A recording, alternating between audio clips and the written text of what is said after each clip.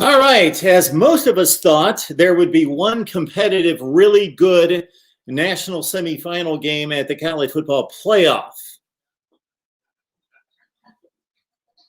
That was, of course, the Alabama-Notre Dame game. Mark Rogers TV, the voice of college football, just minutes after Ohio State disposed of Clemson in alarming and surprising fashion to most, 49-28. Boy, I got a call coming in. I may want to jump on these phone calls, I know, and I didn't even bring the phone to the desk. We will get to you in just a second. I want to take your calls. I appreciate everybody hanging on here for a few minutes, hanging out with my son tonight, watching the doubleheader of college football tonight. So thank you so much for hanging on, and certainly wanted to spend time with my boy. So I will spend as much time with you for the next several hours as you would like. Again, I put this together so quickly that I forgot to get the phone over here, so I will do that in just a second. And really no reason for me to analyze this game, because I'm sure your calls will get us into the discussion of the Ohio State Clemson analysis, Alabama Notre Dame, if you want to talk about. I'm sure that we're going to do a special hour dedicated to Northwestern. I think a lot of people out there owe Northwestern an apology. They were certainly the tougher opponent for Ohio State by far, and with 2 losses, and Clemson with 2 losses this season. Northwestern, maybe some respect for Northwestern. All right, I will take calls in just a second from everyone. Thank you so much for joining us. Shop Amazon. Use the link in the description section. Get me a sponsor, please. If you've got any contacts, contact me at MarkRogersTV@gmail.com. Otherwise, we are talking college football here all night. And the number is 860-325-3687. And again, boy, here come the calls, and I was not prepared.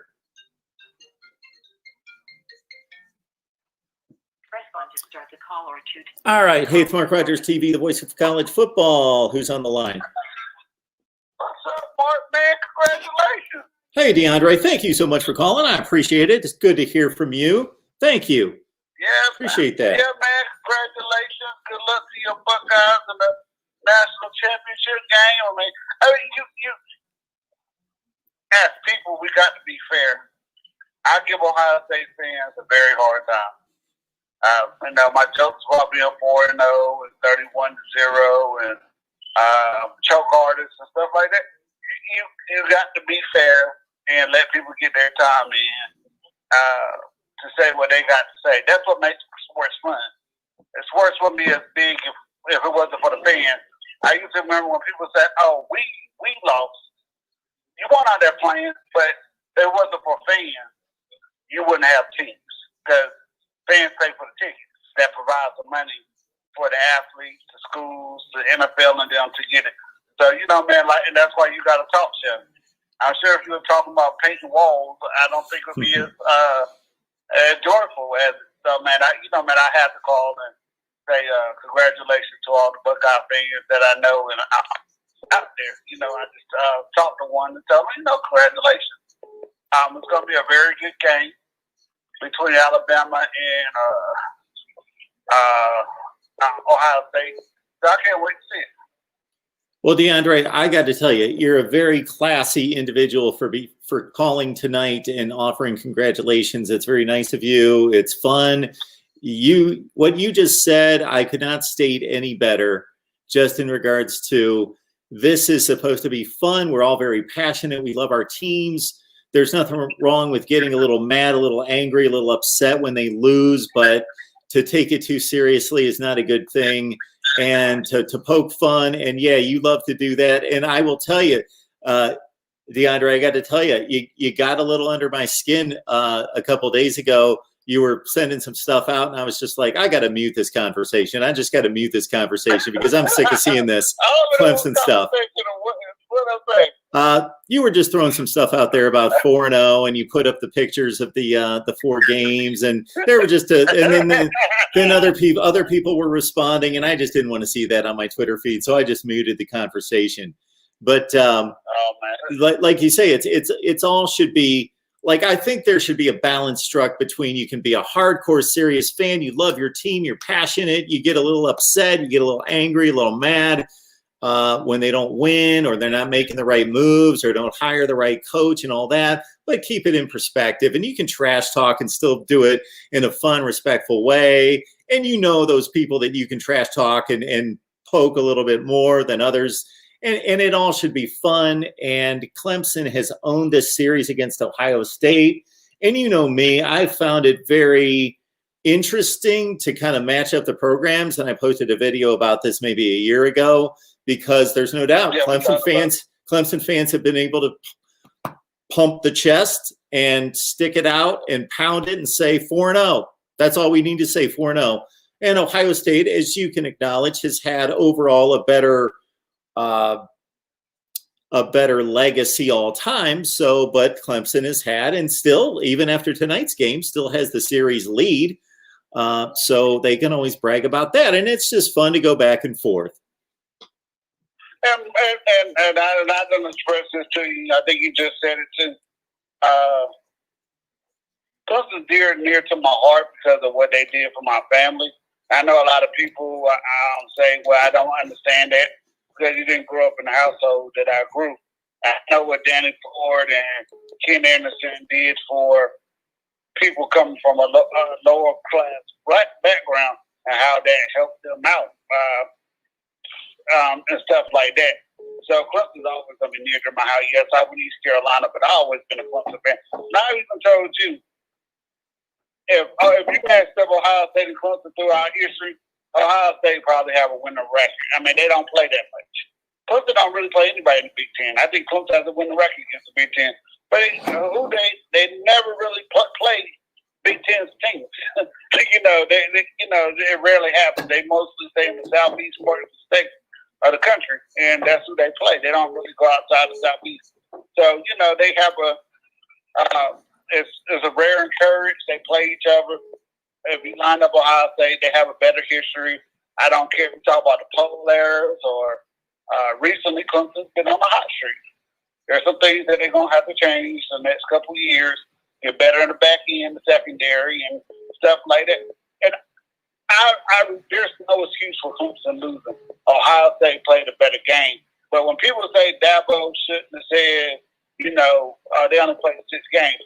See, we didn't see this out of Ohio State. See what I'm saying? Like we know who Olave and all them other guys are. But what you saw tonight, Clemson might not have seen on tape the last couple of years, because I think the tight ends tonight only had 20 catches, and all of a sudden, the tight ends were the biggest factor. I know Olave and those other guys played well, but that's what Dabo was talking about. And some of the people run off like, you're just being disrespectful. Ohio State, Alabama, Clemson has been the 3 best programs over the last since the new college football system has started. Yep. They've been the best 3 programs. Florida State, LSU, they have 1-1. Ohio State has 1. I think Clemson has 2, and Alabama has 3. But those 3 teams, and this new system has been the most consistent teams. And you look at recruiting stuff, everybody knows Ohio State has one of the best programs, one of the best young coaches out there. I don't think Dabo was being disrespectful. He was just making a point that, they didn't have that much film on this current Ohio State team. Because there was stuff that I've seen out of Ohio State I admit I haven't seen all year. DeAndre, he went off. Don't give Alabama too much credit. It's 2 for Alabama, 2 for Clemson, 1 Ohio State, 1 LSU during the playoff. Oh, okay. Florida State got 1, right? No, Florida State was the oldest, all right? Yeah. Okay, yeah, but hey, at the end of the day, Mark, like you said, it's about fun. There's no excuses. I hate when I see on television, the internet, when fans are getting thought about other fans over their team losing or getting punched out or they attacking somebody because I hate the Cowboys. Cowboys and Washington football team, the two teams I'll never root for in my life, to win or lose or anything. Because I'm not going to get into why I hate watching the football team, but because Pittsburgh and Cowboys have a history of Super Bowls. That's right. Battles. Yep. So, hey, DeAndre, I got a lot of other calls rolling in here. I know you got to go, man. All right, Mark, but thank you, man. I appreciate it. Again. I appreciate it, man. Have a good night. Press 1 to start. Classy call by DeAndre coming in there, Clemson fan, just saying congrats. It's fun. It's a good thing. We still have a great program. We've got some work to do. Congratulations to Ohio State. So, DeAndre, that was awesome. Thank you so much. And join DeAndre on BGPO Football Funk. Mark Rogers TV, the voice of college football. Who's on the line? Well, Mark, congratulations. It's Ben. Hey, Ben. Hey, so congratulations, first off. And I don't know if I've done it enough, but right after the SEC championship game, I said some very, very rude stuff about Ohio State that I would like to apologize for. I hope you guys win the Natty because I don't like Alabama. But here's my question for you: what do you think happened with the whole entire Justin Fields situation? It looked like almost like he was. Like when he's trying to get on the bike, it looked like he was in so much pain, maybe like a broken rib or something too. What do you think about that? Obviously, probably isn't. But like, what do you think that is? And then also, what do you think about Trey Sermon? I think he had a pretty good game today. So what do you think about those two things? Yeah, Justin Fields showed us so much heart and character and leadership in this game and toughness, no question about that. And he's shown his toughness in the past. But maybe not to this degree. They showed that replay of that hit from Jay Skowski so many times. And even if you haven't played football anywhere close to that level, but have played a little bit, I don't see too many hits from time to time that I just think, wow, I can almost feel that pain. He got rocked. He just got stoned right in the ribs.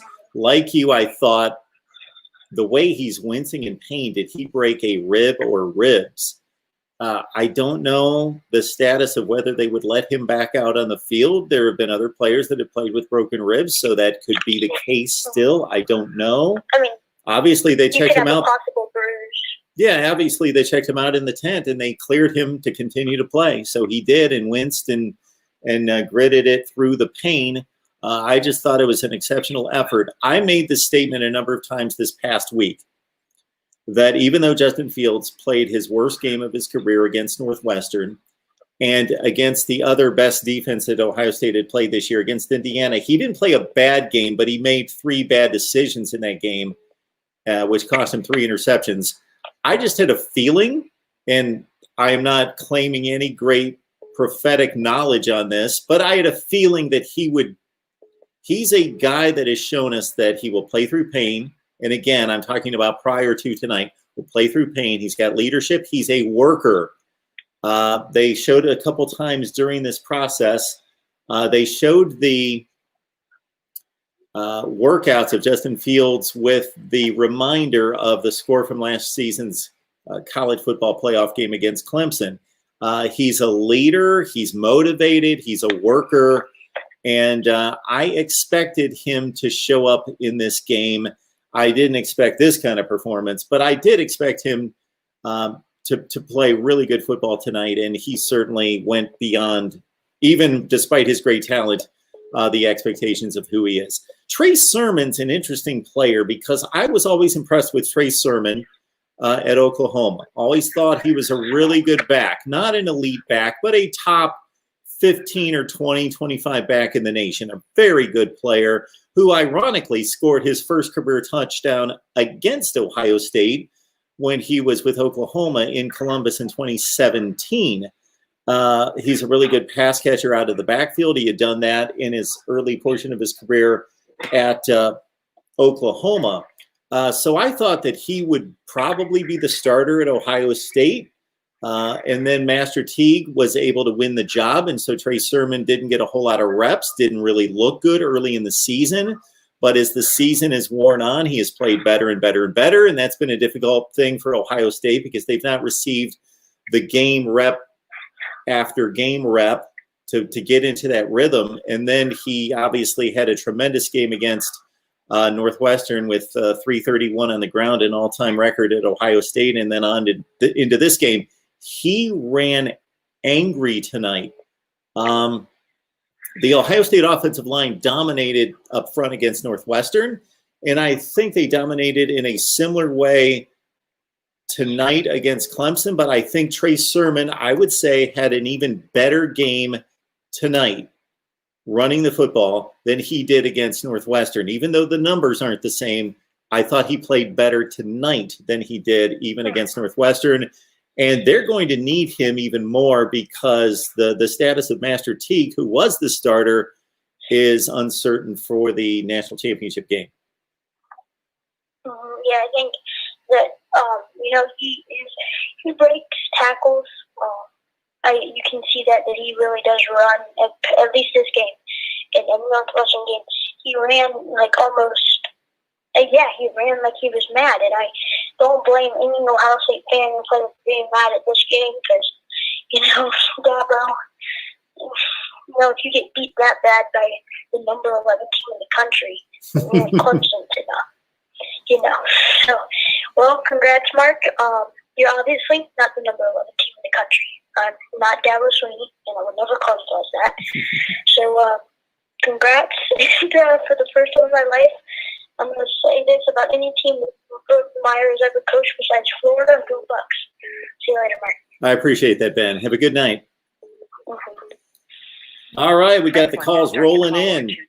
I've got much to say, but I'm going to respond to your calls, of course, because that's why we're here. 417 on the line. It's great to see you. We got the super chat available as well. A Clemson fan. I will get to that super chat in just a second.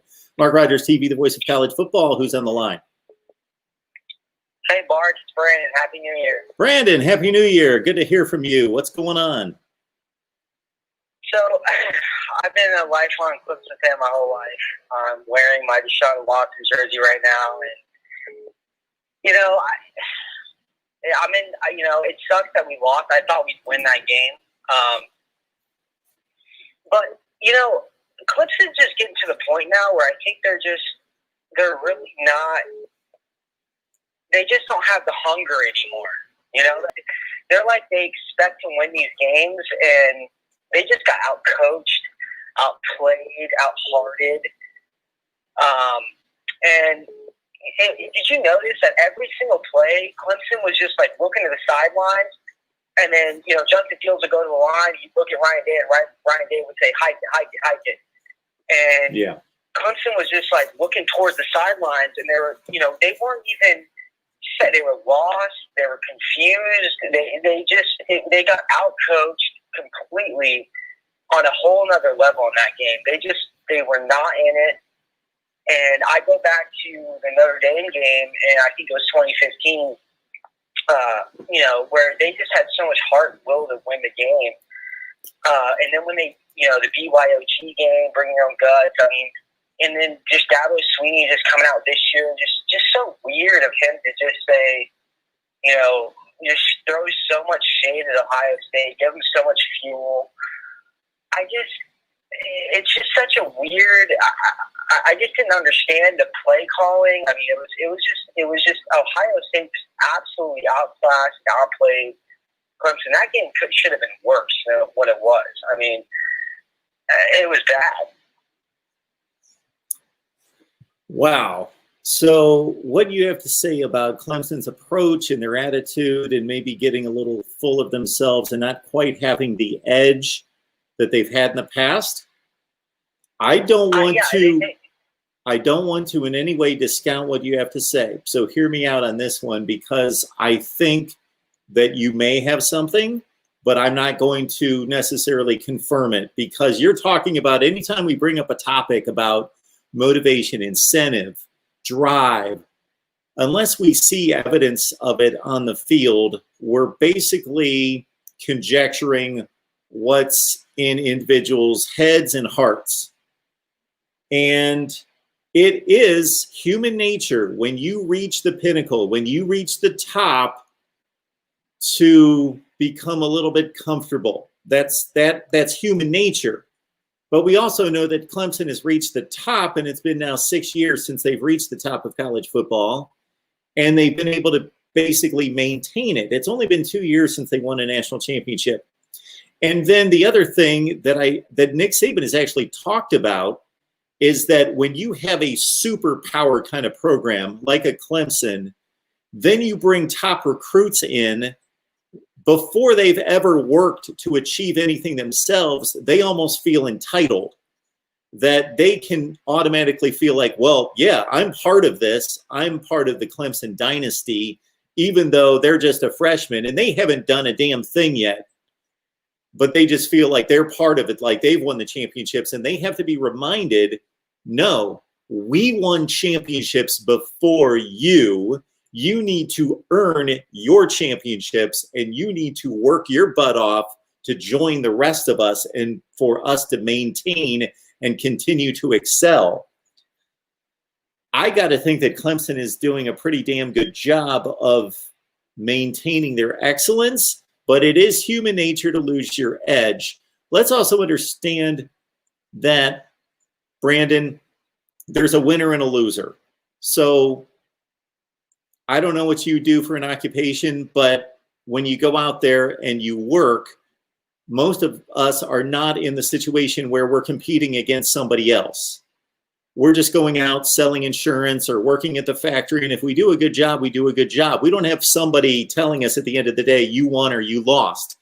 And so there can only be one winner. And we do have a gold medal mentality, especially in our country, that if you don't finish number one and don't win the championship, then you failed. And that's a very difficult thing to do. There's only going to be one winner. And so even after the Alabama and Ohio State play next Monday night, even if they play a ridiculously competitive, down-to-the-wire game where everybody leaves their bloods and guts out on the field and it's 45-41, there are going to be people out there that are like, Ryan Day, you're a loser, you lost, or Justin Fields, you threw a last-second interception, you suck, or Alabama sucks, or whomever, because we have this mentality that if you don't win it all, then you're a loser. And I just don't want to quite go to that degree, but you may have something there. You may have a legitimate claim that Clemson has lost its edge. It's possible. Yeah, I mean, every game we've come into that, into the game, a playoff game, I'm saying, that we are little old Clemson. We're not supposed to be here. And now that we've been here for so long, everyone's just like, we're supposed to be here. So, teams are kind of playing at a better edge than we are playing. When did that start, though? When did that start? Because you certainly didn't carry that into last year's game against Ohio State. 2018. I think it started in 2018. So you won a national championship winning, but believing that you were too good for everyone else? Yeah, because let's just remember, because when we went to the 2019 championship, Clemson just got outplayed, outcoached. Bobby Durkins, I know he calls in your stuff all the time, and he says the same thing. They're not hungry anymore. They're just, we're getting to the point now where we're making, I don't want to go to the playoffs and just get blown out. We got blown out today. And I mean, just on every phase of the game, I mean, it looked good in the beginning of the game, but, Brent Venables, I mean, he was just so out-coached. And, it was like Ryan Day looked at the film and he saw that, if an offense gets set up and, they do that, the quarterback does a clap and they look at the sideline, they know that Ryan Day knew that Brent Venables can adjust his scheme to what formations he saw. So what Ryan Day was doing was basically, if you saw during that game, they were breaking the huddle and they were going quick. I mean, the offensive line was right to the line of scrimmage, and Ryan Day said, hike it. So Brent Venables could make in-game adjustments during the play. He couldn't make adjustments to really adjust to what they were doing. So all these players were out of sorts. You saw James Scalzi pointing Mike Jones to go the other side, Braylon Spector go the other side. They were just so out of sorts. And, they just got, I mean, from from a defensive perspective, from Brent Venables' perspective, they got outcoached. They really watched film and they broke it down and they said, this is how we're going to beat them. Okay, again, I wouldn't get confused with being outcoached with not having enough hunger or desire. So, Brandon, I don't know if you remember, if we go back to 2014, if we were sitting here on the same night, New Year's night 2015, after Ohio State just beat Alabama, there were people, and I remember hearing it from Paul Feinbaum, hearing it from Colin Cowherd, that Alabama was done. They lost their edge. Nick Saban had lost it. There were 2 consecutive years that they didn't get to the national championship game because the year before they lost on a crazy kick 6 to Auburn and missed the national championship game by a whisker and lost the Sugar Bowl to Oklahoma. Then that particular year in 2014, they lost to Ohio State in the playoff in a great game to basically an NFL team. And suddenly Nick Saban had lost it and Alabama had lost it. And what has happened since? So I hear what you're saying, but I think that there could be a difference between being outcoached and losing your edge, your desire, your attitude, your hunger and drive. That I don't believe. Did they get outcoached tonight? Yes, they got outcoached. Right, and the whole mantra of the season was Clemson could not run the football. So they found other ways to run the football via the screen game, yep. And then with the Trevor Lawrence, he run the counters and stuff like that. So they tried to run that. Ohio State was stopping that really well. But any team in the country, you can go. If Alabama lost Jalen Waddle, if they would have lost Devontae Smith, or if Ohio State would have lost Garrett Wilson and Chris Olave, if you go to Clemson, they lost, the whole season. Joseph Ngata didn't play. He's supposed to be the best receiver in the room. And, Justin Ross didn't play all year. So, and then Frank Ladson, which he didn't really play at all that night. I don't know what's going on with him. I don't know if he's just not that good. I don't know what's going on with him. But they've suffered with, losing their three starting receivers. I mean, that's, no team can really recover from that. And they did a good job all year with maintaining a good offense. I mean, they really had a good offense all year. I hear you. I'm going to take some of these other calls here, Brandon. I appreciate you calling in tonight. All right. Thank you, Mark. Oh, somebody just missed it here. Hopefully we got you. There we go. Appreciate everybody on here. Press 1 to start. I'm going to get to some of these super chats. Don't kill me. I'm just a vibe. Thank you so much for the super chat. Congratulations, Ohio State. Y'all was the better team tonight. The youth of our defensive line showed tonight versus a dominant offensive line. Hashtag beat Bama. Thank you. Don't kill me. I'm just a vibe. Appreciate that. Mark Rogers TV, the voice of college football. Who's on the line? I know you're an objective man. And the way you have to host this show, you have to be very objective. But did you think about, just for a second, pulling out the Art Schlichter jersey and putting it on? During one of the calls that I've already taken tonight, I was going to point out, as somebody was congratulating me, that I could run this channel in a different way. I could have certainly started this channel as an Ohio State fan, just like other YouTubers that you enjoy and others enjoy, and just be like, and I could be totally blatant on, this is what I want, this is what I love, this is da-da-da-da. I'm just not that type. And it would be very boring to me throughout the year just to kind of put on the team colors and to scream and rant and rave and be biased. That just isn't me.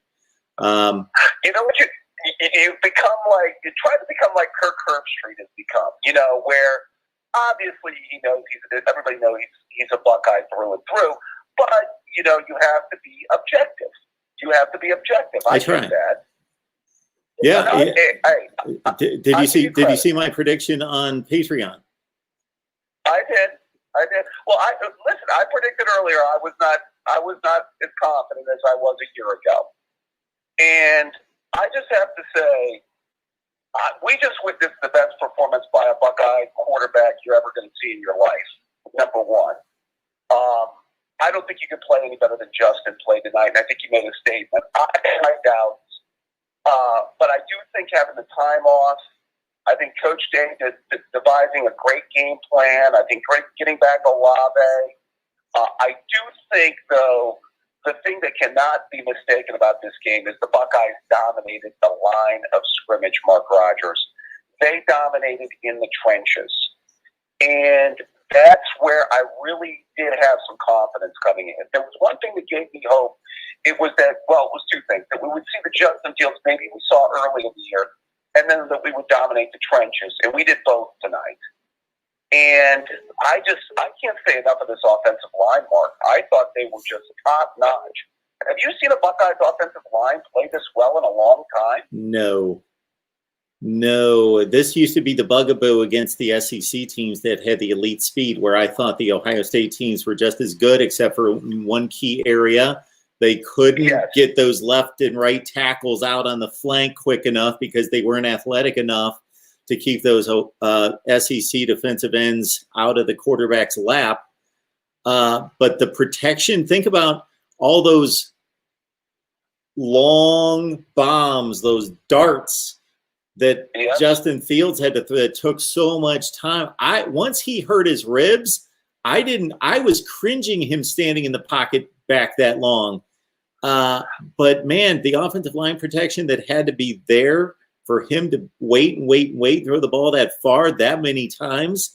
And those Trey Sermon runs, for as tough and hard-nosed as he was running, and he was running like a man. And I will make the point, I think I just did, that I believe he ran better tonight than he did against Northwestern. Yeah, I agree. I mean, I thought he was great, but I mean, the holes were there. Yes, I mean, that's my point, that the offensive line, was dominant. Yes. How could they have played much better? They were phenomenal. Sure. Well, I will just say this, Mark. I think that basically what we're seeing is an offense that's peaking on both sides of the ball, which gives me encouragement. The other thing that I really like is this defensive line, which I was encouraged by. I know everybody said there's not a Chase Young or Bosa.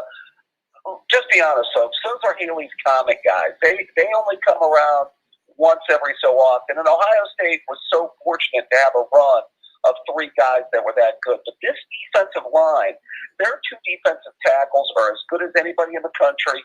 And Cooper and Smith are starting to play really good ball at defensive end.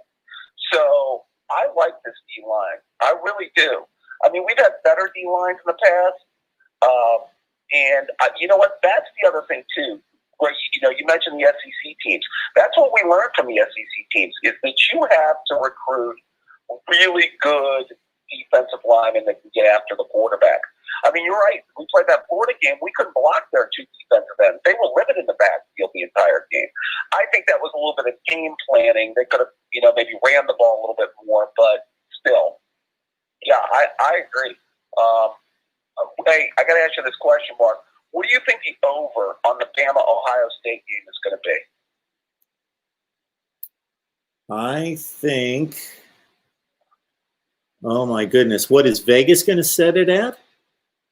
What do you think? Yeah. Well, they're taking Bama as a 7-point favorite. I got to think that maybe it's a 38-31 game? 69? Oh, I mean, I can see it like being close to 80. I mean, okay. This is going to. I'm not the person to ask that question, but Okay. I'm not a over/under guy.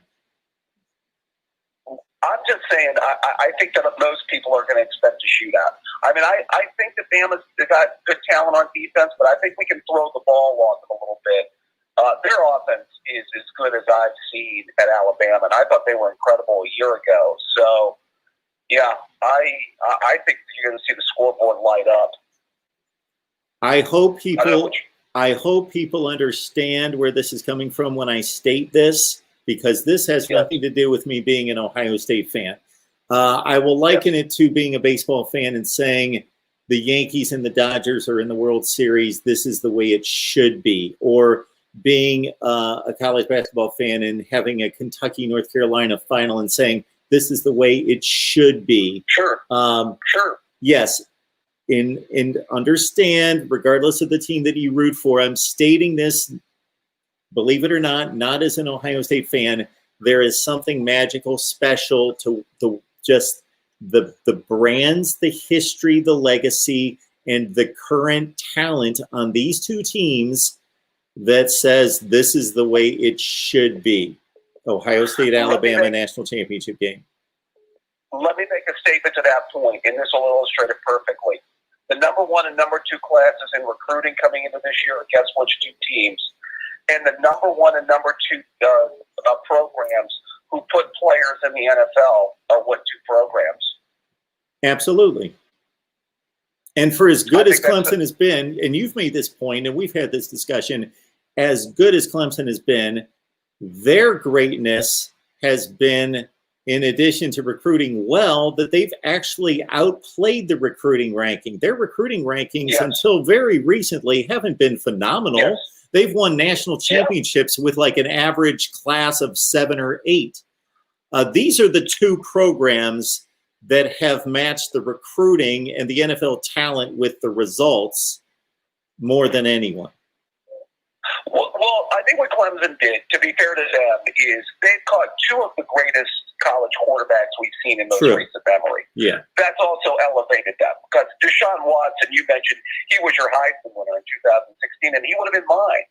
And, I think Trevor Lawrence is about as good a college quarterback as I've seen. Obviously going to be probably still the number 1 pick. And, he had some struggles tonight, but I thought he wasn't the reason they lost. Let's be honest. They just couldn't stop Ohio State. So, yeah, I mean, you're right. Their recruiting has come up, but Ohio State and Alabama over the last, let's say, 6 or 7 years, there's no doubt. Georgia's kind of gotten into that discussion recruiting-wise the last few years as well. I just got to say, I'm glad the curse of Woody Hayes is over with. I am so proud of this team. On to Miami, and let's hope for a classic. Absolutely, Dave. Thank you so much for the call. It was it's a historic night on many fronts, no question. Bring back the Art Schleicher jersey. Bye. Art Schleicher got all this thing started with Clemson by throwing an interception in the final 2 minutes to Charlie Ballman, number 55 for Clemson, in the 78 Gator Bowl, if you don't know that. And somebody was just calling in. Please call back. I also want to let know, Go Jay. Hang on just a second. So we've got Go Jay, Ohio State's O-line bully ball. Go Jay, Ohio State's O-line bully ball has given me a super chat. I've got it right here on the screen, but I cannot pull it over to show on the screen. And I hate that because I want to recognize you. So Go Jay, Ohio State's O-line bully ball. Thank you so much for the super chat contribution. But when the application advances too far down the chat, I can't go back and get the super chat and pull that post to the screen. Mark Rogers TV, the voice of college football. Who's on the line? Hey, Mark, it's Michael. How you doing, sir? Hey, Michael. I'm good. How are you? Eating a little crow right now, but hey, congratulations on Ohio State. Justin Fields played a hell of a game tonight, man. I mean, what do you have, like 6 touchdown passes, 5 incompletions or something?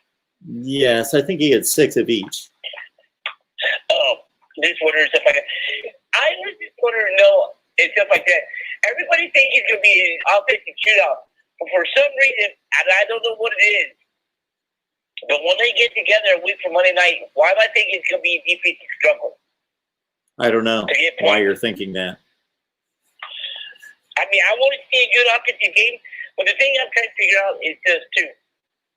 From what I've heard, and maybe you've heard this more than I have, Jalen Waddle, if he plays, what side is Sean Wade going to be on? Is he going to be on his side, or is he going to be on Devontae Smith's side, or how are they going to do that? Because I don't know if they'll be able to stop both of them. I don't know what side he's going to be on, but I know that he needs to play better. I was not impressed with Sean Wade tonight. Sean Wade made a couple nice plays down the field on a few deep routes down the sideline, but for the most part, I think he plays too soft in coverage. He bails. He was juked in the open field, both on routes and with people that had already caught the ball. I didn't think Shaun Wade had a good game tonight. Yeah, I was doing another thing I'm trying to figure out also is too with I'm trying to think how I had it and I lost my train of thought too. This happens quite a bit. Yeah. What do you think? Do you think both teams are going to actually stack the box and make it a passing game, considering you got two good running backs? Oh, I don't think Alabama's going to do that. I don't think Alabama's going to stack the box thinking that Trey Sermon's some monster that they've got to shut down. I don't think they're going to take that approach. Just wondering stuff like that. I mean, I thought about it, but I have to. We'll see what happens and stuff like that. All right, Mark. Thanks for your time again. Congratulations. Thanks, Michael. Appreciate it. Press 1 to All start the right, call. let's keep it going. Mark Rogers TV, the voice of college football. Who's on the line? Somebody left me. You got the number down at the bottom of the screen, 860-325-3687. It's nice to have over 700 people on the line right now talking Ohio State and Clemson. You can also talk Alabama and Notre Dame or any of the other games today or coming up tomorrow. We're wide open for college football, of course. This is the Titanic matchup that is on most people's minds, but whatever you want to talk about concerning the grand game of college football. Mark Rogers TV, who's on the line? Okay, we'll keep going. All right. The call will start. Fortunately, I had my tech guy contact me the other day and say, we're going to fix your call-in system. Mark Rogers TV, the voice of college football, who's on the line? Hello? Okay, we'll move on to the next one. Press 1 to start the call or 2 to... Hello, Mark Rogers TV, the voice of college football. Who's on the line? Hey, can you hear me? Yes. Yes. Hello? Please turn down the audio in the background. Yeah, can you turn down the audio in the background, please? Sure. Thank you. Quick question for you. Sure. First of all, I love your channel, and I've been following you for at least 3 years now. Thank you. As a football guru that you are, what is it about Ohio State that makes it the boogeyman for ESPN? I mean, I just feel like, for whatever reason, every year they are kind of ostracized as if they don't even belong on the same playing field with these other teams. Do you know that I worked at ESPN for 19 years? Yes. Oh, okay. So you think that ESPN has something against Ohio State? Yes. I would love to know, in your opinion, what that is. Well, Now, I do find it I'm not interesting. because of Urban Meyer, but he's gone. Well, I find it interesting that some people actually think that ESPN is pro-Ohio State. I hear that all the time, too.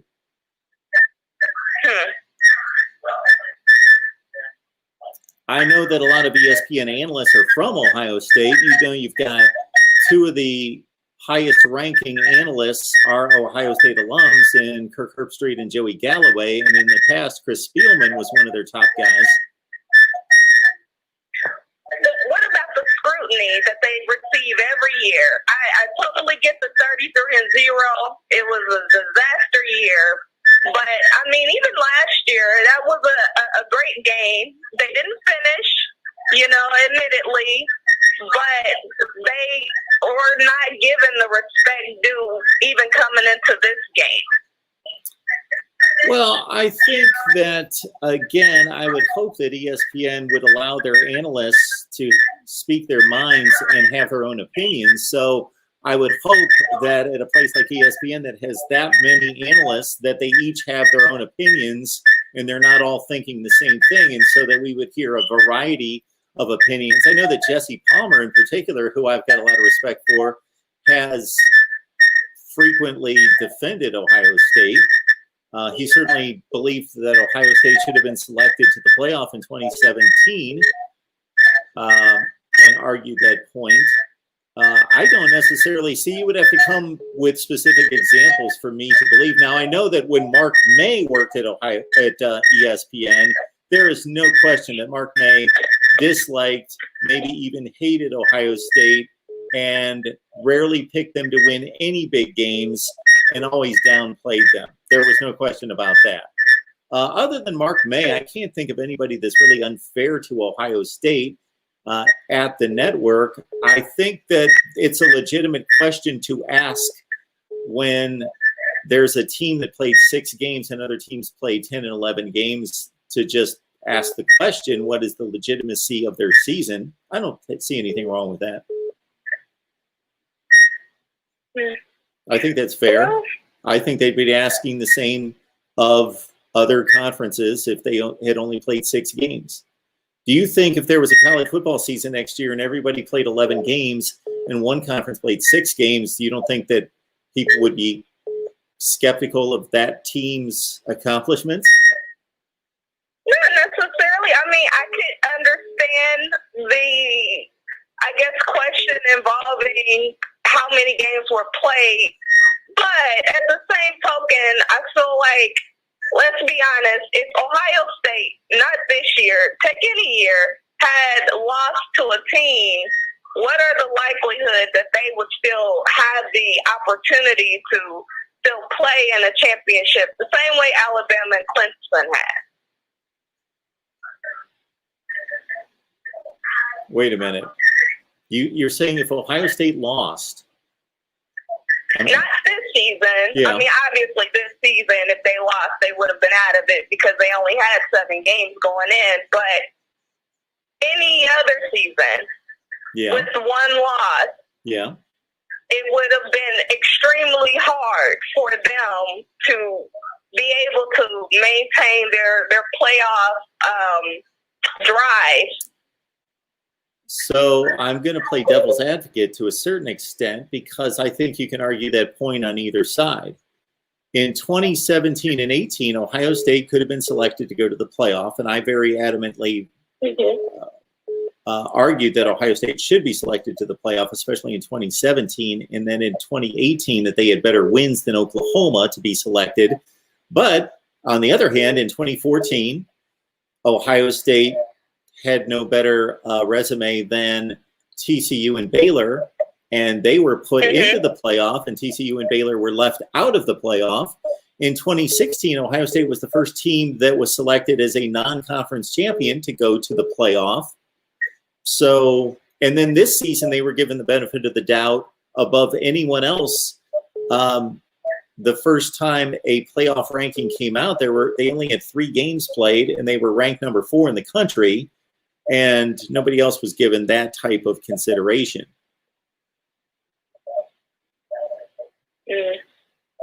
Well, that is a fair point to bring up. I still think that there is definitely some bias against Ohio State, but I'm also biased for Ohio State. So I will take that. And I'm not saying that you're not hearing things that are legit. I would just love to know what those things are. Gotcha. Well, I'm going to allow somebody else to get on the channel, and I hope you're enjoying this win as much as I am. Well, I appreciate you calling. And who was this again? Miss Garrett 24. Miss Garrett 24. Is this the first time you've ever called? Yep, first time ever called. Well, we appreciate you calling. No problem. Have a good evening. You too. Bye-bye. Bye. Oh, just missed that call. I don't know why that happened. Call on back. We got 575 on the line. Great to have everybody here. We can talk about anything you guys would like concerning college football, of course. MarkRogersTV, the voice of college football. Who's on the line? Hi, this is Carpet Weekendum, otherwise it's Charlie. But I'd just like to say, great show, Mark. I appreciate all that you do. Thank you. Yeah, and tonight I thought it was a great game. But I say I'm a Big Ten guy. Honestly, an IU football fan, but love seeing IU whooping up on Clemson. Great game. Do you think the ACC is any good? That's my question for you. Where do you classify the ACC in the realm of things?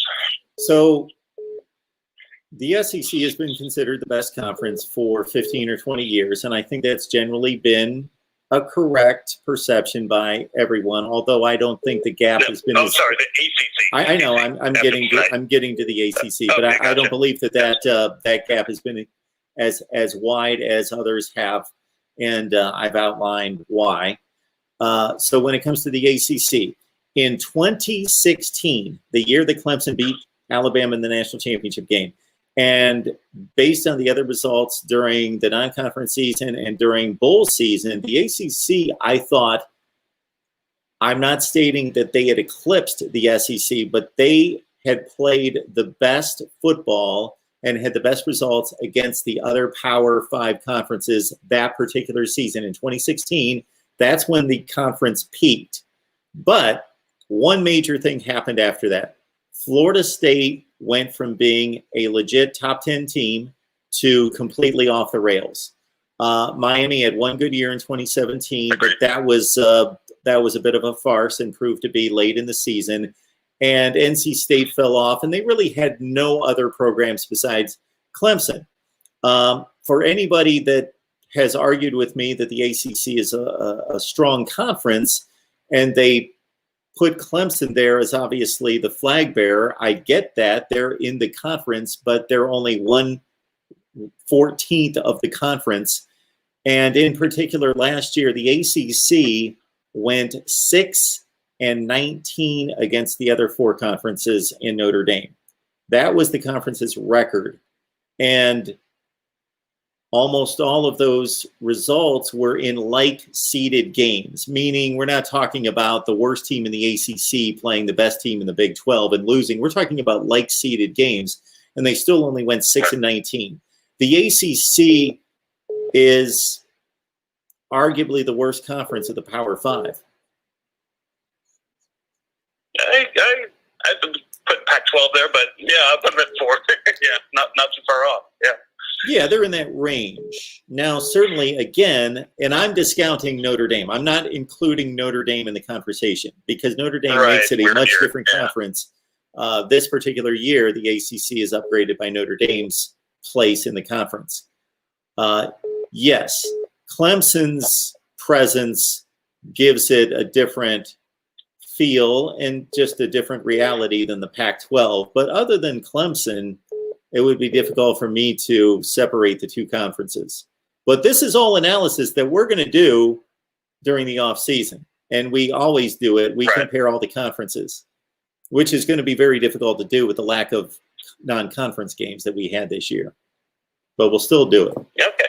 But that's my thought about the ACC without really breaking down the results and doing all the metrics. But I think that it's the 4th or 5th conference. Yeah, I'm not very high on them. Without Notre Dame. One last question. Yes. Being an IU guy, they're going to woodshed Ole Miss tomorrow, no doubt about that. But they're also not wearing the Big Ten logos on there. What are your thoughts on their jerseys? Do we know why? Do we know why?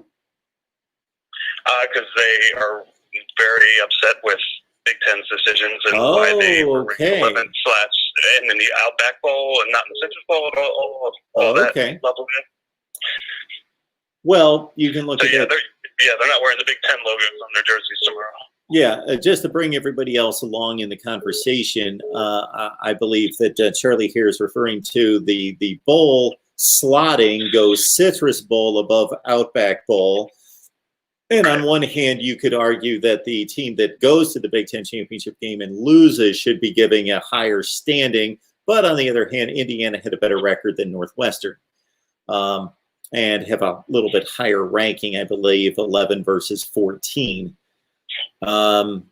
So I don't have an opinion about that necessarily. I think that's either here nor there in regards to whether they go to the Citrus or the Outback. They would have played a little bit better team in Auburn. I still think that the Ole Miss match is going to be an interesting one because they obviously have a prolific offense. And so they're going to challenge Indiana defensively, no question. In terms of them and the Big Ten rule and the Big Ten handling of the situation with Ohio State, Right. The Big Ten set down a guideline that I thought was reasonable in its intent, but they didn't think it through. Obviously, they didn't think it through. Of course, us knowing that there were going to be games based on the pandemic that were going to be canceled, that there would have to be some kind of minimum criteria of games played. We couldn't have a team saying we're 1-0, we've got the highest winning percentage, we should go to the Big Ten championship game. That there would have to be a criteria, a certain number of games to be played. Sure. The reason I don't mind the Big Ten's decision is because I thought that they were not really looking into the various scenarios they could have played out when they made that decision. If it goes the other way, they didn't think it through. They didn't think it through. It's not making enough games, yeah. And let's understand that at the time of the decision, Indiana was 6-1, and Ohio State was 5-0, and they had the head-to-head win. Mm-hmm. So, do we reasonably think that if Ohio State would have played out its schedule, or at least played the two games that they needed to play, let's say they would have played Illinois and Maryland, two of the games that were canceled. All they had to do was split those two games because they would have won the head-to-head against Indiana, and they would have played in the Big Ten championship game. Right, and So, that's probably like the weakest argument is that I should have been in the Big Ten game. I mean, for those reasons. But still, then on top of that, after getting kicked out based on the rule change, then the national thing puts them at 11, and they get missed on the New Year's Six Bowl. So we aggrieved IU fans are a little more than just like, oh, we finally have a good year. Oh my goodness, and then get plopped on. Well, Charlie, I'll say a few things here. One would be that I hope you catch my Indiana videos, because I think I'm one of the few college football people that cover Indiana football. So I hope you follow some of our Indiana coverage, number one. Number two, now that I think about it, I think you've got a good point in regards to the Big Ten should have been understanding that we made some changes. We thought that they were legit, but we put Indiana in a bad position. And to show them some goodwill, we should make sure that if this is important to them, that they play in the Citrus Bowl instead of the Outback Bowl. Yeah. So I think that should have been done for them. I mean, I don't really personally understand the difference between the two. I know that the Citrus is higher but I don't think that there are people sitting at home thinking Indiana football is not as good because they're playing in the Outback Bowl instead of the Citrus Bowl. Yeah, I mean that's a valid point too. It's just constantly after we beat Wisconsin, oh, everything's great, wonderful, and then nothing good happens after that. And it was kind of weird. And I believe I've got Indiana ranked 7th in my rankings. I think that they've been undervalued the entire season. I appreciate that. All right. Well, thank you so much. Great show. I appreciate it. Thanks, Charlie. Have a good night. We got 766 on the line. Appreciate everybody on here. And we've got some super chats coming in. Again, don't kill me. I'm just a vibe. And go Jay, Ohio State's O-line bully ball. People have long YouTube handles. Press 1 to start the call or 2 to the call will start. Ohio State and Alabama in 10 days. MarkRogersTV, the voice of college football. Who's on the line? What's up, Mark? This is SPA Transpeter calling you from Bama. Hey, what's going on, sir? Nothing much, man. I wanted to call in, tell you guys congratulations. You know what I mean? Great show tonight. Congratulations to you. Yeah, man, I appreciate it, man. I wanted to give you 3 quick perspectives because I know you had a lot of other people calling. For sure. I wanted to give you a perspective from a humble guy. I also want to give you a perspective from a fan, and I also want to give you a perspective from a high school coach. Quick perspective as far as the humble guy. Congratulations to Ohio State. You guys did an outstanding job. You know what I mean? You showed up, handled your business, did what you were supposed to do. You know what I mean? I know you guys wanted that kind of game. Revenge factor and emotion carries a lot in college football. Trust me, it does. I think this is the game that people wanted to see. Bama and Ohio State.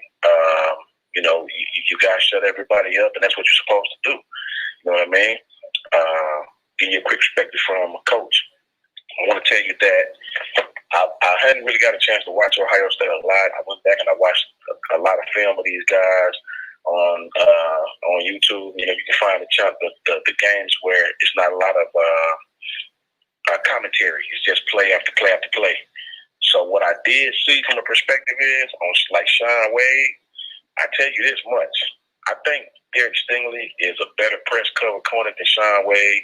I think Sean Wade is a better off corner, you know, outside shoulder leverage. Okay. I think that's why they keep doing a lot of press bail. I'm pretty sure Ryan Day not gonna do it. If they play man and he play off press bail on Devontae Smith is gonna eat bad. I'm telling you guys this. So I don't think they're gonna play him that way. I think they'll have two safeties high, somebody over the top with Devontae. I'm pretty sure that's what they'll try to do. Also, what I did see, they was killing Clemson's offensive line, man. But when I really look back, I don't think Clemson's offensive line is the best in the ACC, much less game. I think North Carolina's line is better than theirs when I really watch. I'm sorry, what did you say? Oh, I'm just interested to hear your take. Keep going. I think North Carolina's offensive line was more physical in the run game. I think there was better pass protectors. I don't think Clemson's offensive line was the best in the ACC. So I seen those guys was eating. I did really what I was shocked about from Ohio State that I did not see from those guys. I really enjoy how they attack downfield. I've seen those guys try to do that in certain games, and it's like they were kind of up and down. But to those of us that know the game, it wasn't about them being bad or good. They just hadn't played a lot of games, so you go through those kind of things. You know what I mean? You go through the ups and downs and the trials and tribulations of learning how to, getting in rhythm and things of that nature, because practice can only show you so much stuff. I want to say that I really respect the fact that these guys come out, they manned up as far as on the outside coverage and the receivers with Clemson. They made Clemson receivers try to get off press. And I really hadn't seen nobody challenge Clemson like that all year. Even Notre Dame sort of played Clemson the way they did us tonight. They would show press, but then they would back off. I like the fact that Ohio State's corners got in their face and was physical to them. It's kind of reminiscent of what they did to them last year with T. Higgins and them. Nobody challenged those guys like that. And Ohio State challenged them. And they made it very, very tough for Trevor Lawrence to get the ball out of his hands quick. I think the Ohio State for us, just being a Bama fan, is a better matchup for us than Clemson is. You know what I mean? I know our defense has been shaky, but to all the Ohio State fans, Alabama's defense is actually, believe it or not, better than Ohio State's. I know it don't look like it because of the offenses we play. Look it up. Alabama's total defense is ranked 19th. Ohio State is 22nd. You know, you can look against the run and against the pass. Now, one thing that do worry me about Ohio State, I really am worried about their offensive line, not necessarily from tackle to tackle, but from the interior, from guards, center guard. Trey Sermon eat right there. What I mean by eat is that's where he gained most of his yards. They attack you, and our middle linebackers, man, is not played well. I think Dylan Moses is still hurt. I don't think dude is all the way healthy because I see him and he's so tentative. His gap integrity is terrible. You know what I mean? And what happened is Notre Dame started attacking him when he would have to come out on the tight end. They would attack him, and I think Ryan Day's will do the same thing. I think that's why Coach Saban was upset because we let them march right down the field. He took his foot off the gas too early. You know what I mean? And you let them march right down the field and score that late touchdown. I think that kind of peed him off a little bit, as he did me. I think this is the best game for Alabama. I think Ohio State came out with great energy. It's going to be interesting to see if they keep that same energy, for the revenge and things of that nature. Because Coach Saban not going to let Alabama players say nothing ridiculous. Just like Ryan Day's not going to let his players say nothing ridiculous. Yeah. I don't think it's going to be that kind of a game. I think this is the game that most of the fans wanted to see. I know the Bama fans wanted to play Clemson because of what they did to us in the past. Sort of the same reason why you guys want to play them. But I think this is the game, honestly, that the fans have been wanting to see for a couple of years now. And lastly, my take as a fan, you know what I mean? With all due respect to all the fans in the chat, I love Mark. I'm going to ruffle your feathers real quick, respectfully. I keep hearing about this 2014.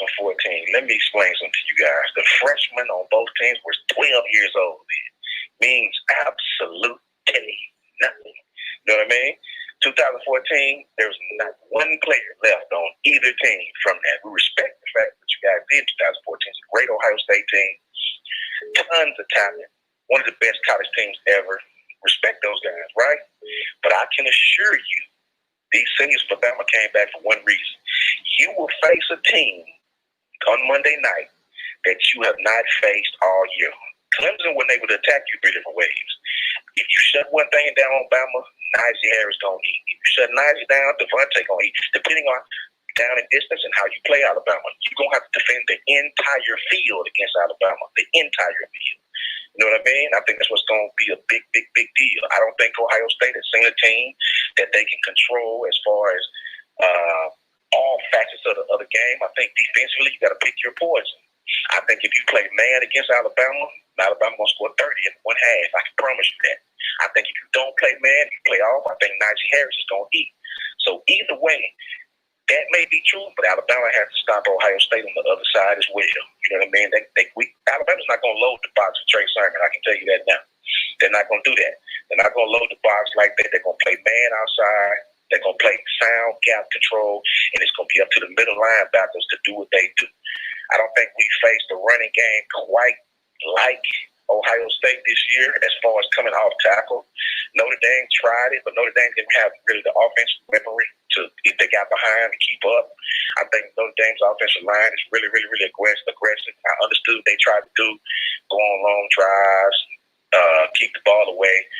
I've seen some people in the chat like, well, Alabama only scored 31. You got to know the game. They went on an 8-minute drive. Sure. I'm sorry, Mark. Sure, absolutely. Notre Dame, the one scoring drive that they had, they played it to perfection. They were eking out first downs, and that's what they wanted to do, of course, the entire game, but they were only able to accomplish it the one time that it was still in meaningful time, a meaningful part of the game. Yep. Exactly, man. And I think it's going to be a really, really, really great game. I think this is the game people want to see again. But I really, really think, do, not just really being a Bama fan, I'd rather play Ohio State because, remember, matchups make fights, man. Styles make fights. Mm-hmm. And I think with Ohio State, their strong points, I think that's what I'd rather face than somebody who just spread it all over the field, just throw it all over the field. I'd rather face a team that's powerful because I think that kind of is more in our wheelhouse, even though we're not the Bama of old when it comes to up front. I think I'd much rather face that type of team like Notre Dame, but more talented at the quarterback position.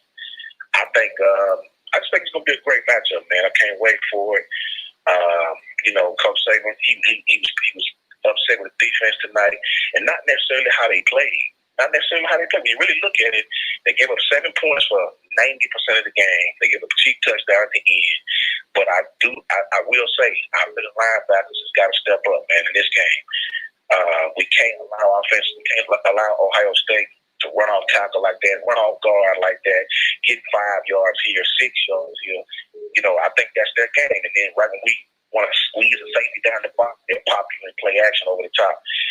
So as long as Alabama can keep 2 safeties high, I think we'll be all right, man. I think we'll be all right. But it's going to be a great game. Once again, congratulations to Ohio State. Congratulations to all Ohio State fans. And lastly, you about to face Bama, baby. We hungry. You about to face Alabama. You about to face Bama. Appreciate the call, man. Thank you for taking my call. Absolutely. I appreciate you, man. Thank you. Appreciate that. Good call coming in there. Had some others on the line, so please call in. Got 8:45 on the line.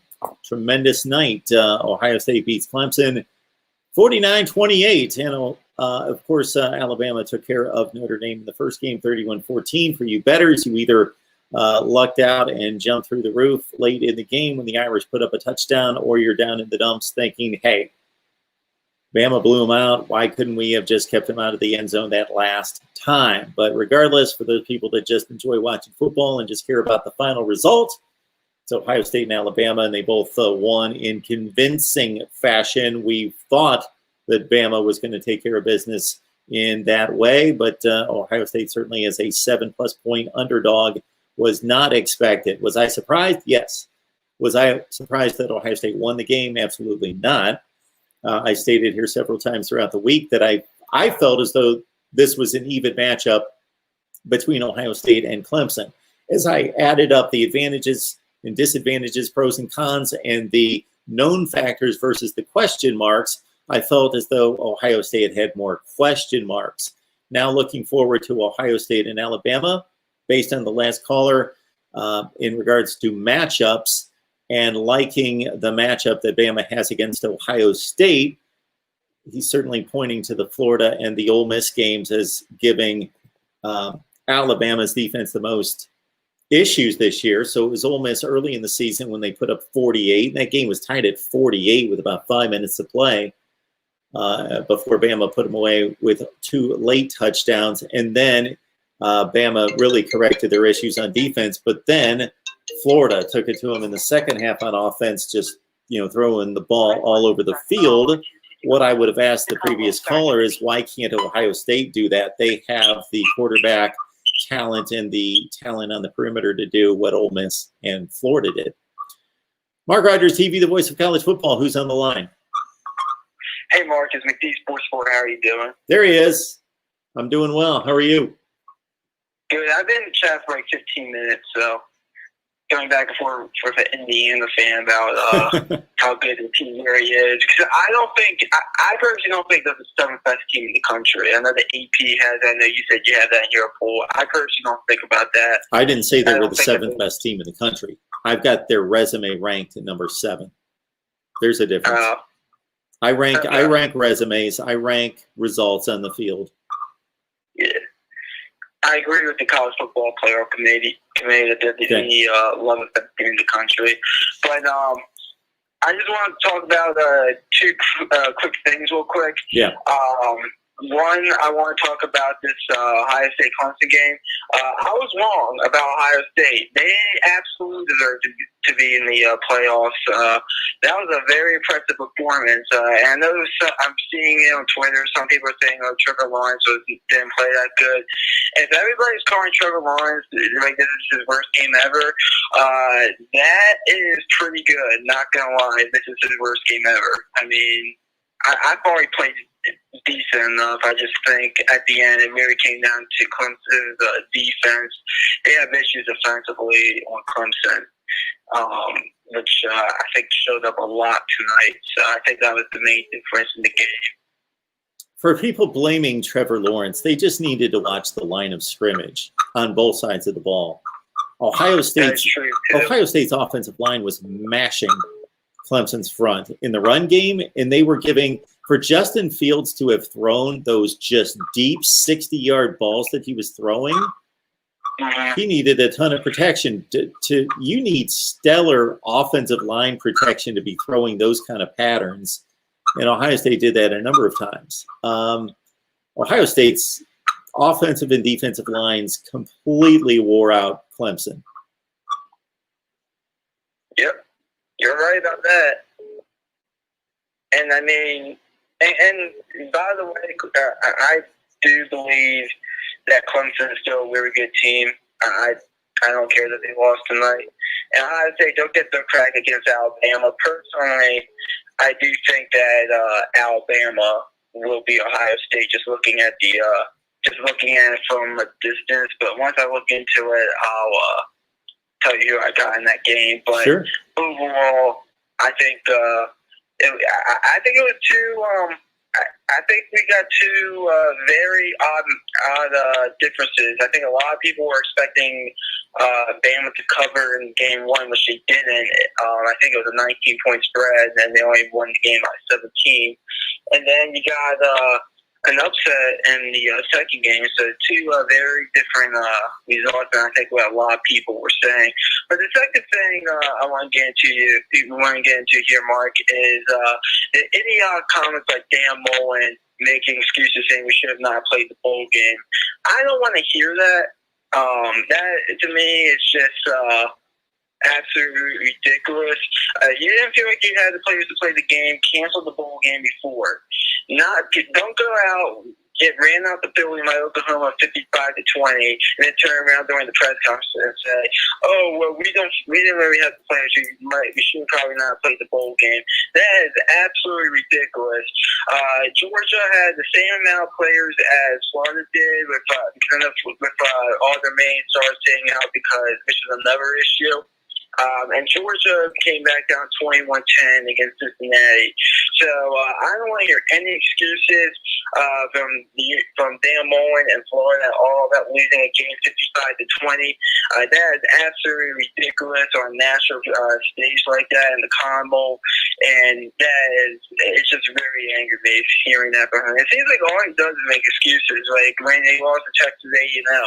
Oh, the governor allowed says we can have 100% fan capacity. We need to have that because Texas A&M had like 50% fan capacity. It's just absolutely ridiculous. Dan Mullen making excuses, and he better hope Emory Jones works out for him. Because if he doesn't really work out for him, Florida fans in the chat might not like what I'm going to say here, but they're 8-5 next year if Emory Jones doesn't work out. And one other quick thing, Mark, we have over 800 people watching. We only have 250 likes. Let's hit the like button for Mark. Great YouTube analyst on college football here. So let's go ahead and hit that like button. Thanks for taking my call, Mark. Go Terps. We'll be ready to get next year. Appreciate that, McD. Have a good night. Our man McD calling it up, and I completely agree with him. So this is what I heard out of Dan Mullen. I'm going to have to look into this to hear within context exactly what he had to say. I just brushed by a headline that said that Dan Mullen made some kind of excuse that our last game of 2020 was 10 days ago against Alabama. Okay, completely agree with McD. Unless I look into it and it's different than it sounded, Dan Mullen needs to shut up. Stop making excuses. Own it. You can be honest and say, you know what? We didn't show up with our complete team from 2020. We were missing a lot of great wide receivers. Of course, Kyle Pitts in particular, Kadarius Toney and others. We were missing these guys. We didn't have our complete team. Oklahoma, I believe, was only missing one key player, Trey Brown, one of their better cornerbacks. So they had a distinct personnel advantage. Big deal. This happens in bowl games. This is what it is. Dan Mullen, just for as many times as I've defended him on certain points, he needs to shut up. You came to the bowl game, and despite your personnel losses, which you can certainly talk about and mention, it was difficult without our receivers and without 3 or 4 starters on defense. But it's my job, and it's our coaching staff's job to prepare the players that we have to fight and to scratch and claw and do whatever we can to not be embarrassed and to play our best game. We did not do that. We failed miserably. I need to be held accountable. I'm telling you, it's my fault, my issue. I did not prepare our team. We did not fight. We didn't execute. We didn't game plan. We didn't prepare our team. This loss is on me. That's what a real leader does in that situation. You can acknowledge the reality of the situation. We had this many injuries. We had this many opt-outs. We're in a tough situation. But, hey, we're competitors. We call ourselves warriors at times. We are competitors. They're not really not warriors. We're competitors. We need to go out there and compete. Otherwise, we were embarrassed, and it's my fault. Yeah, Dan Mullen needs to shut up about making excuses for losing by 5 touchdowns in the Cotton Bowl. I'm going to look into those comments. Again, I just brushed by them, but that's what it appears to be because he made the statement that our last game was played 10 days ago to basically say this wasn't us. This wasn't our 2020 team. You know what? You play with who you have and you don't make excuses. Don't like that. Morning Flowers, thank you so much for the Super Chat contribution. That is so nice of you. Certainly this show, this channel, all that we do here with live shows each and every day, multiple times on most days, the Miami, Florida State, Ohio State, and Nebraska live streams that we bring your way each and every week, and we would like to add more. So if you want us to do a team-specific live stream each and every week, please let us know and help us get a sponsor, and we will do it. If you're an LSU fan, Florida fan, whomever you like, and want us to do a team-specific live stream each week, we will do it as soon as we get a sponsorship for that particular team. So thank you so much, because our channel runs based on your individual contributions and based on sponsorships that I need to work extremely hard on starting the day after the national championship game. Most of my time, in addition to providing content for this channel and the 12 channels that we have, is going to be developing revenue streams for this channel so we can keep doing this and I don't have to go pump gas in a year. MarkRogersTV, the voice of college football. Who's on the line? Anthony. Hey, Anthony. How are you? Hey, no, just been working for yourself tonight. I'm good. What's on your mind? I just want to talk about the game. Big Buckeyes fan, fellow Buckeye like yourself, so it's my alma mater, but so pretty ecstatic about tonight. Kind of wipes out a little bit the little sting of the crazy 2020 we've had. So sure. But so I just want to throw a shout out to the whole Ohio State team. I live in Columbus, you know, that's where I work after I graduated, and it just like, you know, see what this kind of the team's been through, the program's been through. It's just been, you know, like Ryan Day said, like, you know, yeah, they may not be as great as, I mean, you know, you're a dictionary of college football. I mean, some, you know, great teams like 95, 20, you know, 2015 was an NFL team, but these guys just showed like great determination. You know, 42 guys out with COVID over the last two seasons, last two games. I want to get your feel on like the historical perspective of this team, where they kind of rank, and you know, maybe they're the most talented. You know, how you, their heart, and you know, and just kind of how you feel like, you know, this team. You know, kind of feel good story. How you see it. Yeah, it's a great question. I love talking college football history, so I appreciate that. And certainly there's going to be a different perspective on it based on what happens in the next game. So you can evaluate games in and of themselves, or you can say, what did it lead to? And so, for example, they win over Alabama in 2014, of course, led to a national championship game appearance, and they closed the deal. They finished it. So I think that there's more luster on that win than there would have been had they lost to Oregon. And we're in a different era now where you can have a monumental game like Clemson did against Ohio State last year, but then they turned around and lost the national championship game to LSU. So I'm sure that took something out of that win historically for Clemson.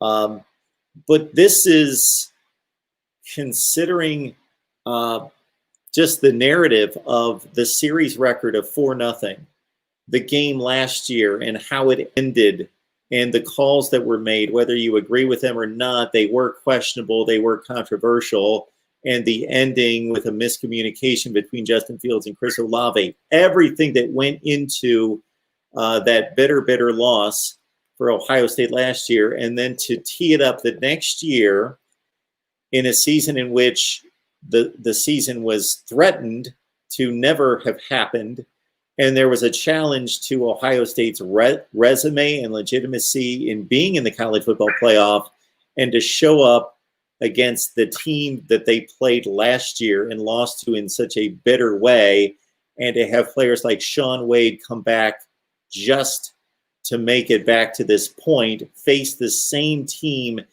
and dominate in such a way is historic. It's I don't know where to rank it, but it certainly has a special place because of all those narratives. I can't really put it, I can't really measure anything next to it in regards to how all those narratives came together in such a way that allowed Ohio State to gain that level of, I don't even want to say it versus Clemson, the revenge, but more so this the retribution of their own in getting back to this place and then closing the deal in this same game is unmatched in some ways in the history of Ohio State football. Yeah, I think it's a really good take on it. I mean, you know, it's just been kind of an amazing journey to watch these guys, and I mean, you know, and And the other thing too, all props to Ryan Day. I mean, Urban Meyer, great coach, legend. Wins wherever he goes. Master motivator. Whatever. But Ryan Day, man, he's just. I don't know how long we're going to have him. I know there's always going to be. He's an NFL guy. He cut his chops in the NFL.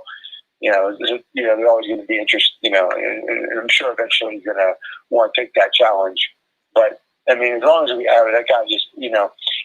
I'm sorry. I know what happened last year. That all the calls cost us that game. I mean, I know you talked like Pigskin Pete on your other shows and stuff like that, but I mean, all respect that. I mean, maybe you don't want to say it, but calls cost us that game.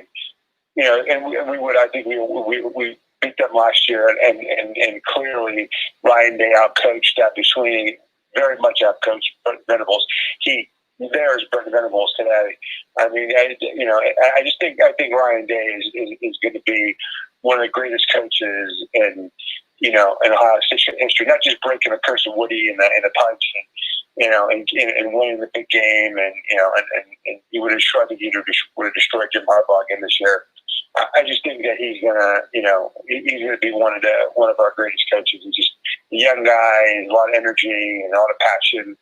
I just think that I think he's going to be great. I mean, what's your take on Ryan Day? Do you think he could be an all-time great one for us, or do you think that he's just going to maybe move on before he gets to that point? Well, if Ryan Day wins this next game, even if he ever coaches another game at Ohio State, is going to have a certain place in Ohio State history.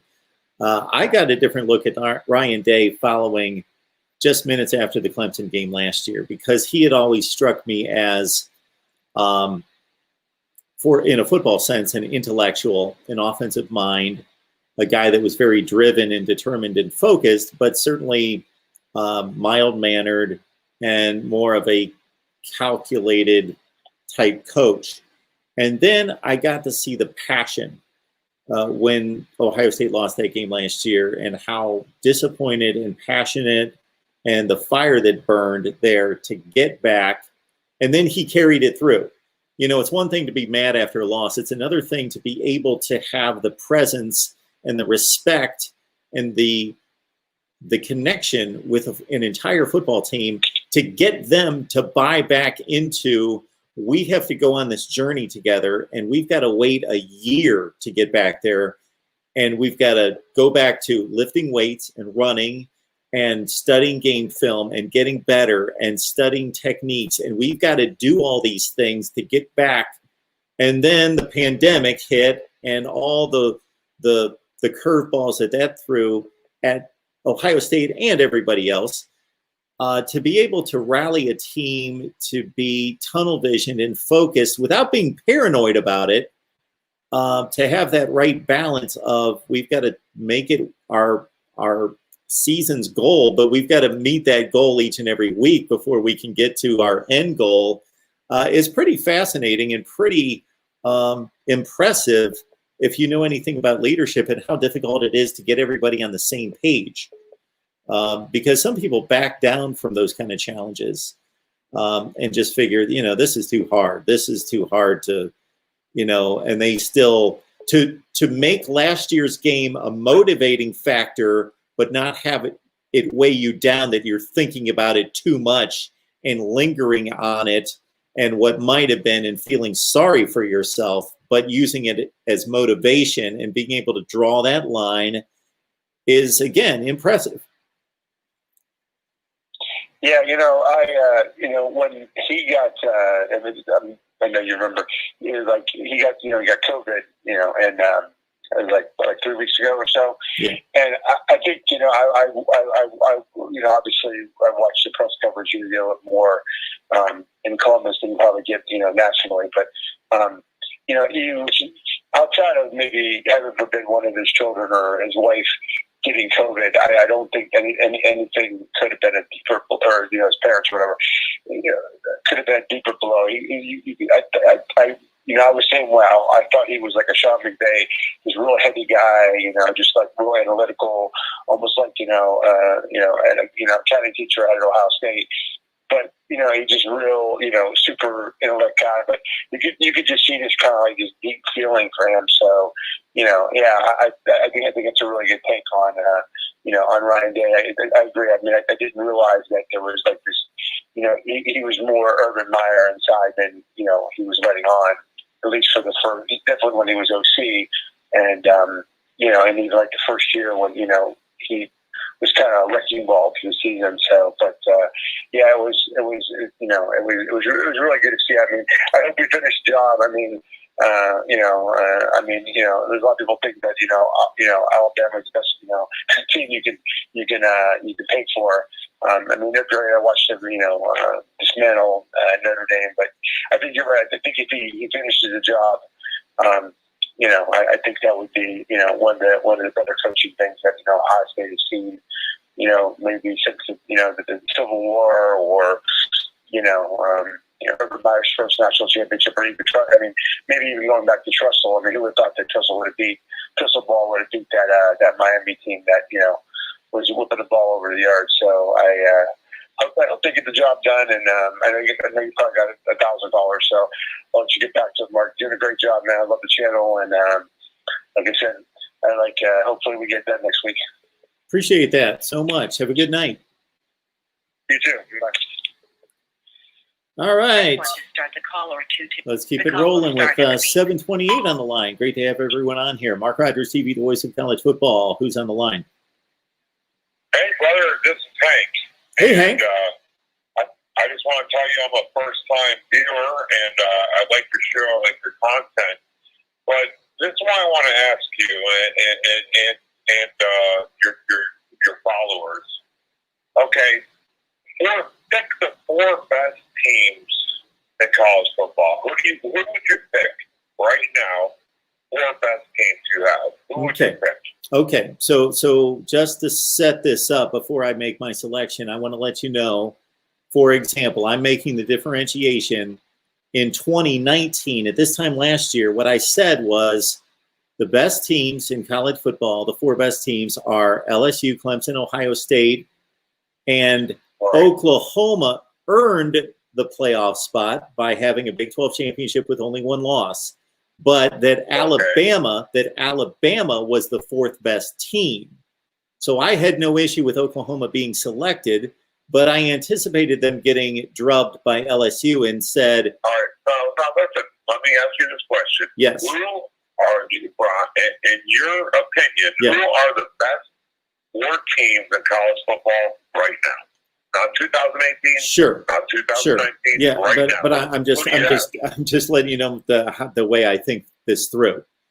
Sure, I understand. So I clearly believe that the 3 teams that we saw play today, aside from Notre Dame, are there, meaning Alabama, Ohio State, Clemson. You can't argue that. You can't argue that. Definitely. Yeah. So the 4th team, in my opinion, if we're just talking best team, based on what we've seen over the last couple weeks, sure, I would really have to think about Oklahoma and Georgia. Those are the 2 teams that I would really have to think about. How about Texas A&M? You're not throwing that out there? I guess I'm looking at Texas A&M as well. I think that I believe in Georgia's talent, and I think if they're fully stocked with all their players. See, and then, this is what I was trying to get to. My point is, people are kind of upset and asking why Ohio State is where they're at. They're where they're at because they recruit great. And I'm not an Ohio State fan. I'm actually a Florida State fan. Okay. And Clemson recruits great. And Alabama recruits great. I think that's where it goes at. You got to recruit great. And this is what's going to happen. It's going to be the same things, same teams. I think until you have like an 8-team, maybe a 16-team, something like that, and you have someone that gets hot, just like the New York Giants when they beat Patriots. They were hot. They were rolling. They were steamrolling. So I don't know, people. So I was just trying to gauge where you're at with, like, were you upset that Ohio State got in? Do you think they're deserving? Because I do. Because I never saw it coming when they did the Clemson, right? I mean, that was nuts. Sure. So my thought process on the situation was that I love the show, by the way. I love the show. Thank you. I appreciate it. That I certainly believe that Ohio State was one of the 4 best teams in the country. But I rank teams based on resume, so it took me a long time for Ohio State to get that high in my rankings. And a lot of Ohio State fans were very mad at me when they were 3-0 and 4-0, and I had them ranked 11th and 12th in the country because I was ranking them based on not playing a good schedule and not looking great and playing less games than these other teams. So I understand the argument that some of these coaches had about Ohio State only playing 6 games while they were playing 10. But in Jimbo Fisher's mind, I don't know how he can separate 11 games versus 9 and 9 versus 6. So while he's complaining about Ohio State playing 6 games, his team played 9. And these other teams played 11. So couldn't the teams that played 11 games point at Jimbo Fisher and say, well, you only played 9 games. You don't belong in this either. We knew it was going to be this kind of a season. So with different SEC too, though. That means a lot. In conference games like LSU's been down here, Mississippi State, this SEC stands for something. And like I said, I'm a Florida State fan, ACC, but it means something when you get 6 quality wins. Right? Doesn't agree on that. What was the last comment there? What I'm saying is SEC is far beyond. That's what we're all trying to strive to be, the SEC, right? It's the best conference. Okay? Oh, I believe it's the best conference. What do you mean? I believe it's the best conference, but it's not without its issues, and it's not so separated from the other conferences that it's a joke. I think that the SEC dominance is overstated. It is the best conference, but you also... How do you say that? What do you mean overstated? It's overstated. How many championships? What's the last 10 championships at college football? I believe probably 8 of them came from the SEC. The last 10, right? Is that...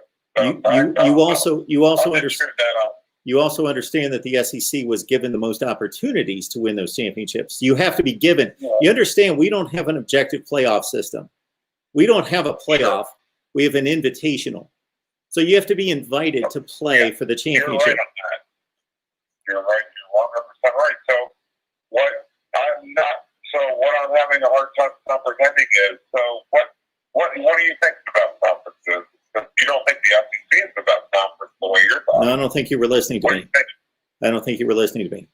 I was saying that it's my opinion. So if you, I don't know how long you've been watching me, but every offseason. I just got on tonight. Oh, okay. Okay. So yeah. I'm subscribed to everything.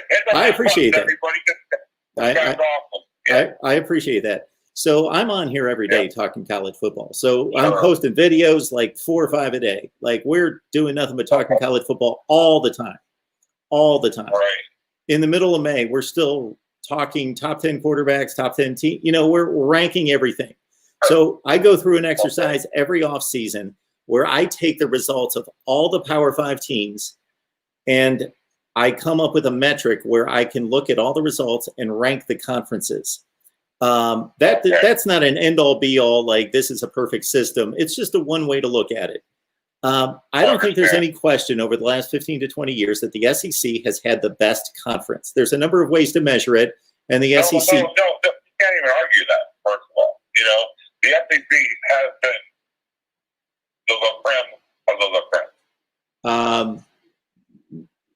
On certain years, you could argue it. But anyway, overall... So what are you going to match up to that? I don't understand what you're saying. There are certain years that you can argue that other conferences are as good as the SEC.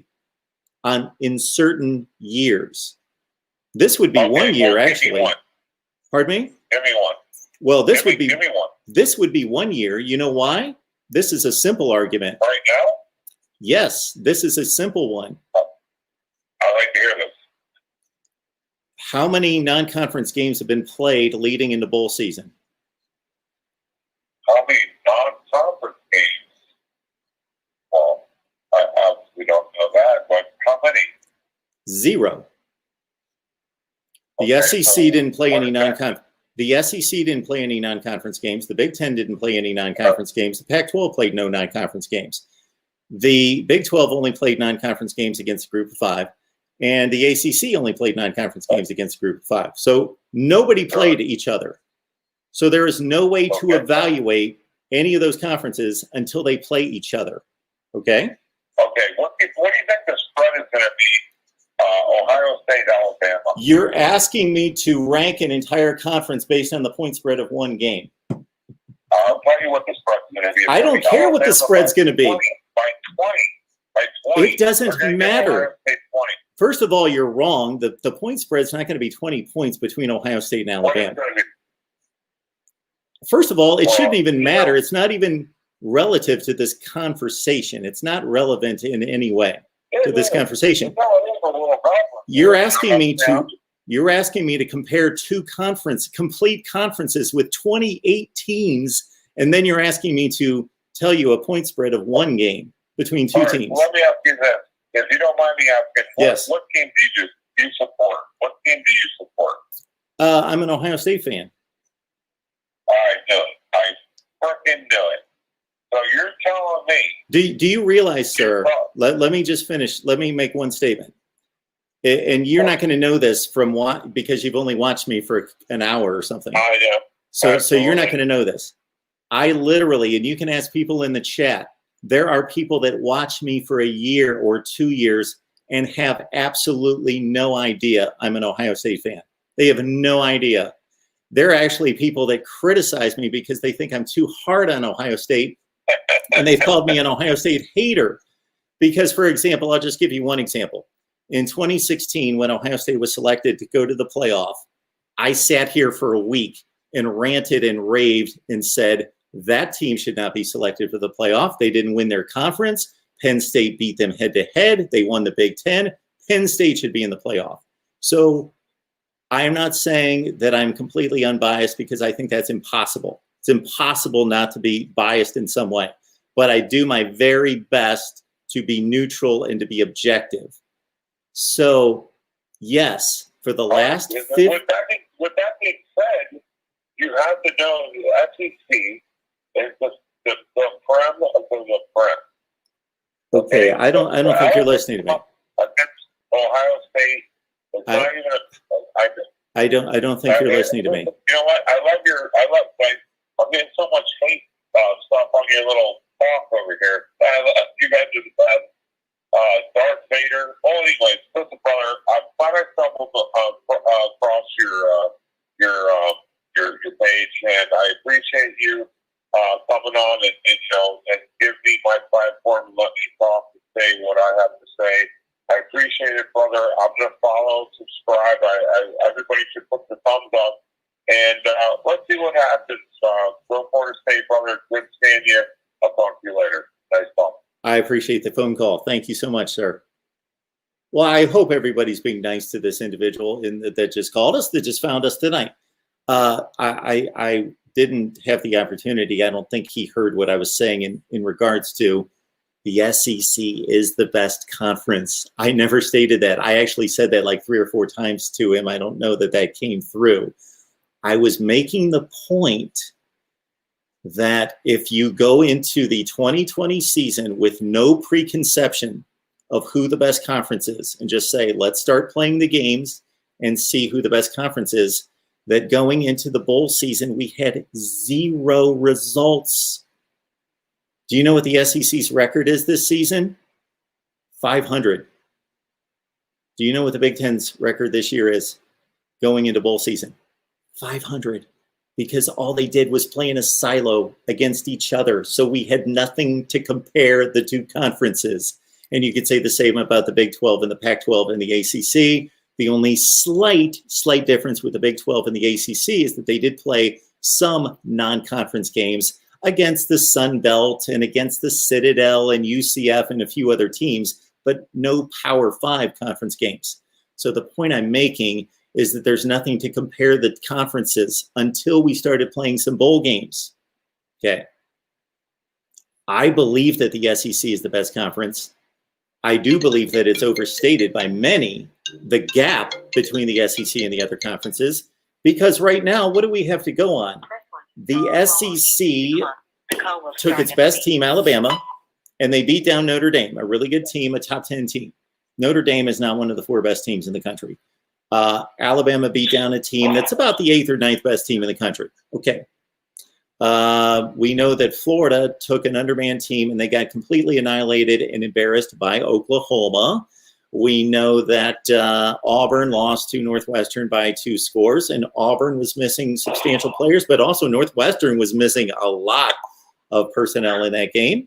And that's what we've got to go on right now. Kentucky's playing North Carolina State tomorrow. Alabama's going to play a championship game. And we're going to see Texas A&M play a North Carolina team that's missing its 5 best players. So I don't know what we can go on there.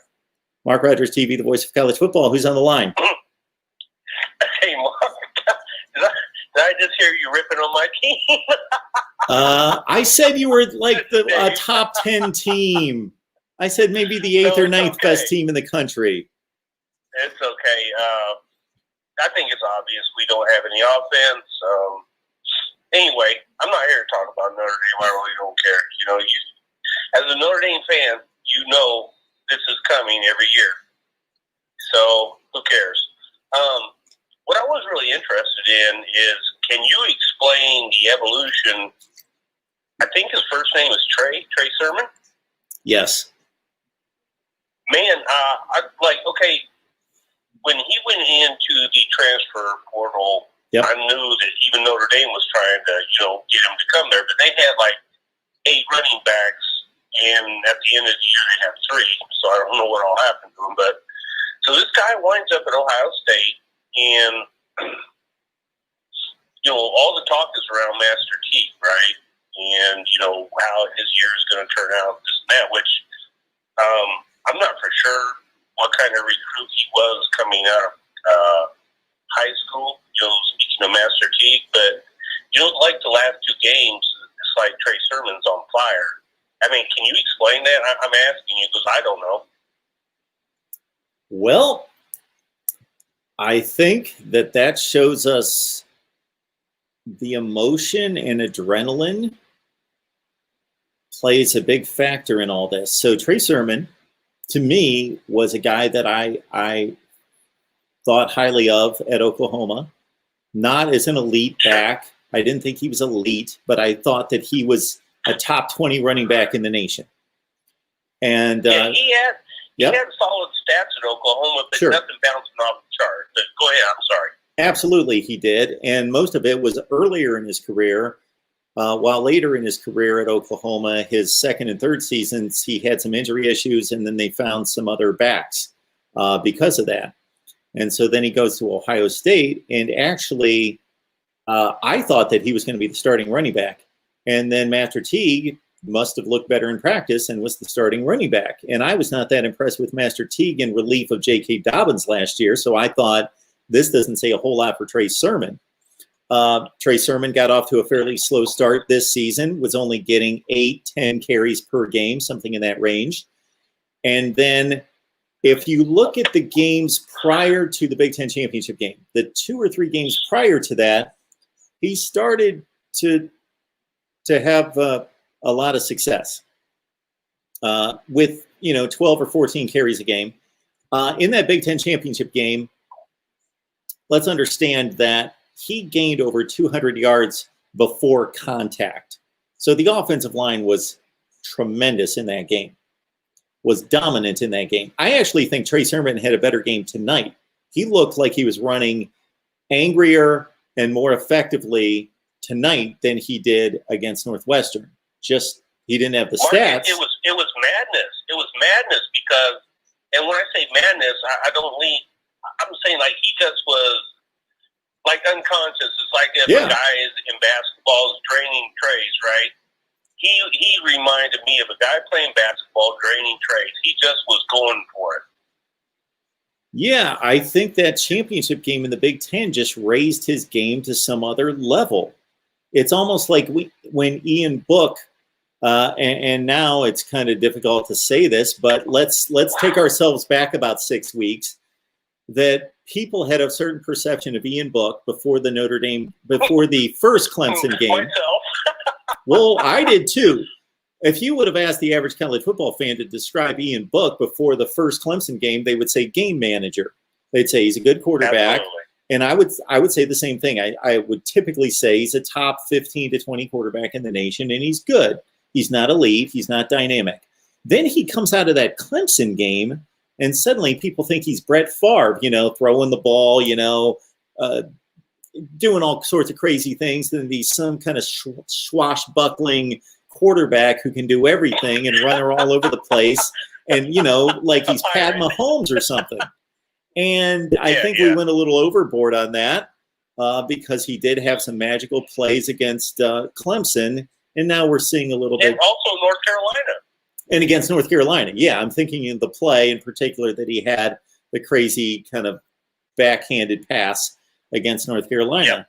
And suddenly, within a couple weeks, most college football fans had this completely different perception of who Ian Book is. It seems like that's kind of happening with Trey Sermon, and maybe he's just getting his mojo. I don't know how to explain it. My son was sitting here watching the game with me, and he's kind of fallen out of love for college football, so he hasn't watched this year, but he came over to watch this game, and he was amazed that he didn't think Trey Sermon was like built like a power back. He looks kind of tall, and he doesn't have big, thick thighs, but he's powerful. And he's not ripped either. You know what, Mark? If you look at his stature, he's not extremely ripped. I mean, that guy is not rocked up, but he, like you said, he runs hard. And man, I give him a lot of credit because here was another thing I wanted to ask you, and I'll let you get back to your thought. I'm sorry to interrupt, but sometimes guys can be in practice and they may not appear to be separating themselves from their teammates, but once they get in the game, they just go off. And do you think that he just needed the opportunity to play? I'm asking. Well, I think another thing that comes with that, as you well know as a football fan, is that running backs need reps. And I think any smart coach is looking for, when they've got two running backs, they're looking for a few different things. Okay, what do each one of them do well? And maybe they're very similar, or maybe they're very distinct in their strengths and weaknesses. So I need to look at the game situation and the down and distance and utilize them that way. Or it's just a matter of, they're pretty similar. So I want to keep them fresh, but I also want at least one of them each game to work up a lather and to take a few hits and to be able to start to see the holes and read the defense and read the line and get into that flow and that rhythm of carrying the ball rep after rep after rep. And Ohio State was splitting carries a little bit too much, and they finally got where Trey Sermon was the man, and he has taken that beating well. It's made him better. Really great backs, as you've heard many times, like an Eric Dickerson has said, man, I feel stronger in the fourth quarter after I've taken 25 carries and that defense has beat me up a little bit. Because your rhythm is flowing and you're sweating. And it's just okay, like, think about Dobbins last year. I really feel like they ran Dobbins a little bit too much. And I'm like, please don't let him get hurt, right? Mm-hmm.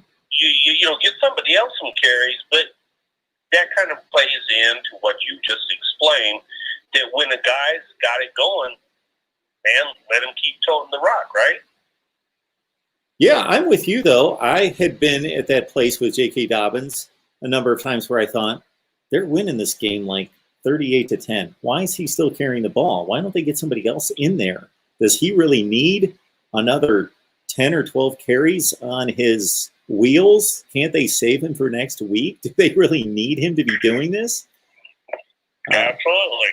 So it's a balance, and you got to know your players. You got to know your team. You got to know this. Again, if it's a close game, the situation and who's going to be more effective for what you're trying to do. Sure. The other question, and I'm going to explain this a little bit. I won't take up too much of your time. I know other people trying to get on here, but when colleges do their recruiting, I know if they have players out there where they're looking for everybody wants the 5-star, right? Which those are not always reliable, but when, like, let's say, like, I'm gonna go to Clemson because I think this year I've seen Clemson make a lot of excuses for losing. We have too much youth.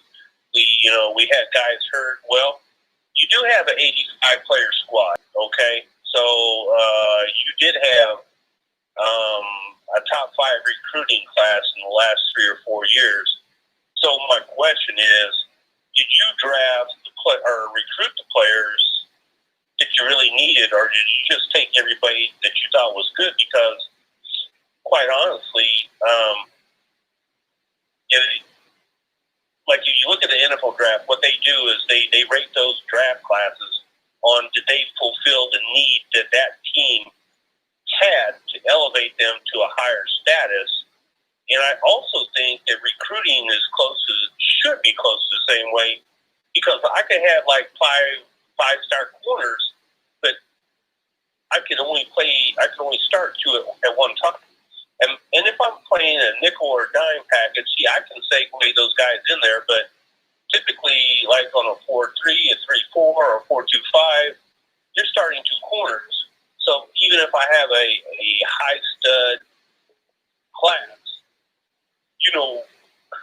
how good is it to have all those guys at one time? I mean, I got they're going to be players are going to end up starting at one point in time, but do you see where I'm getting to? It's like I don't understand how a high quality team could say, well, we didn't have these great guys that we typically do. Like, well, why don't you? Because you had a top 5 recruiting class 4 years in a row. So what is your excuse, really? Go ahead. I'll let you take it from there. So bottom line, what's your question, Dave? I'm sorry. In all of that, what do you wanting me to respond to?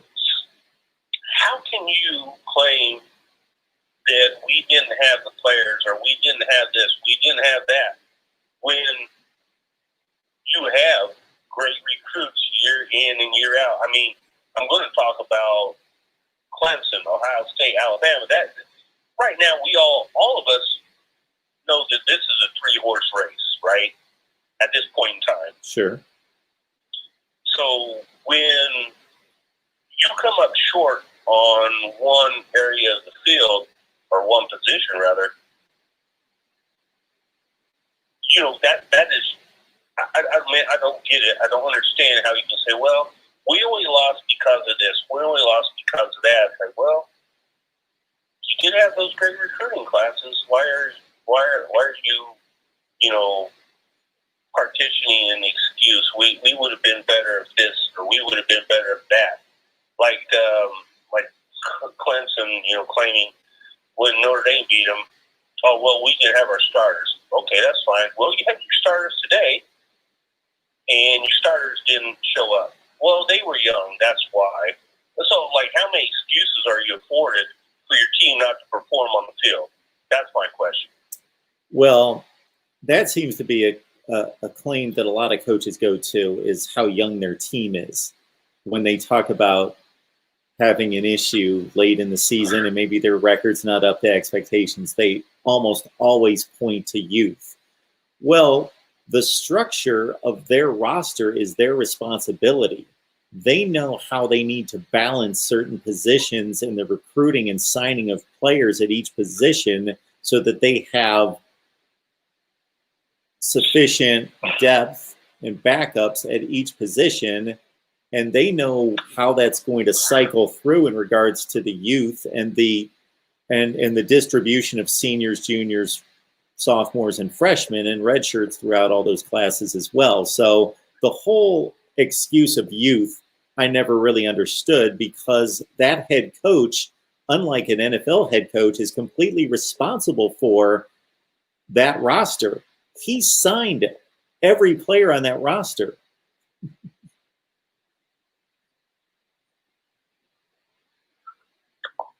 I agree. Hey, Dave? Yeah. Oh. I both fell out a little bit. Sorry about that. Oh, that's all right. So anything else? Yeah. I wanted to, and I initially meant to say congratulations today. I was really happy for you, happy for the Ohio State fans. And I know I sent you a text message about Cincinnati. I think Cincinnati showed that they belong in the talk. I don't know how that's going to work out moving forward. I think Luke Fickell has done an excellent job with them, but their defense, I thought, was really snappy, really hard-hitting, aggressive, and man, those guys were flying to the ball.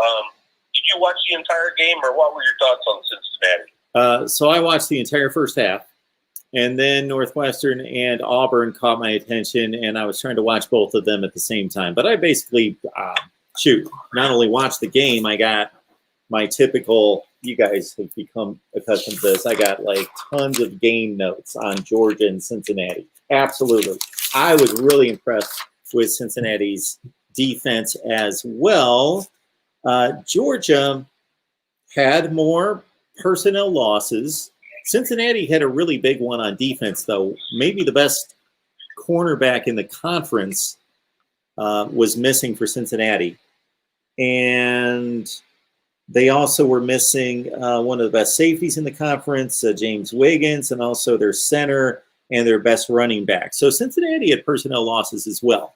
Georgia had more, but not significantly more. So I thought Cincinnati's performance was pretty legit.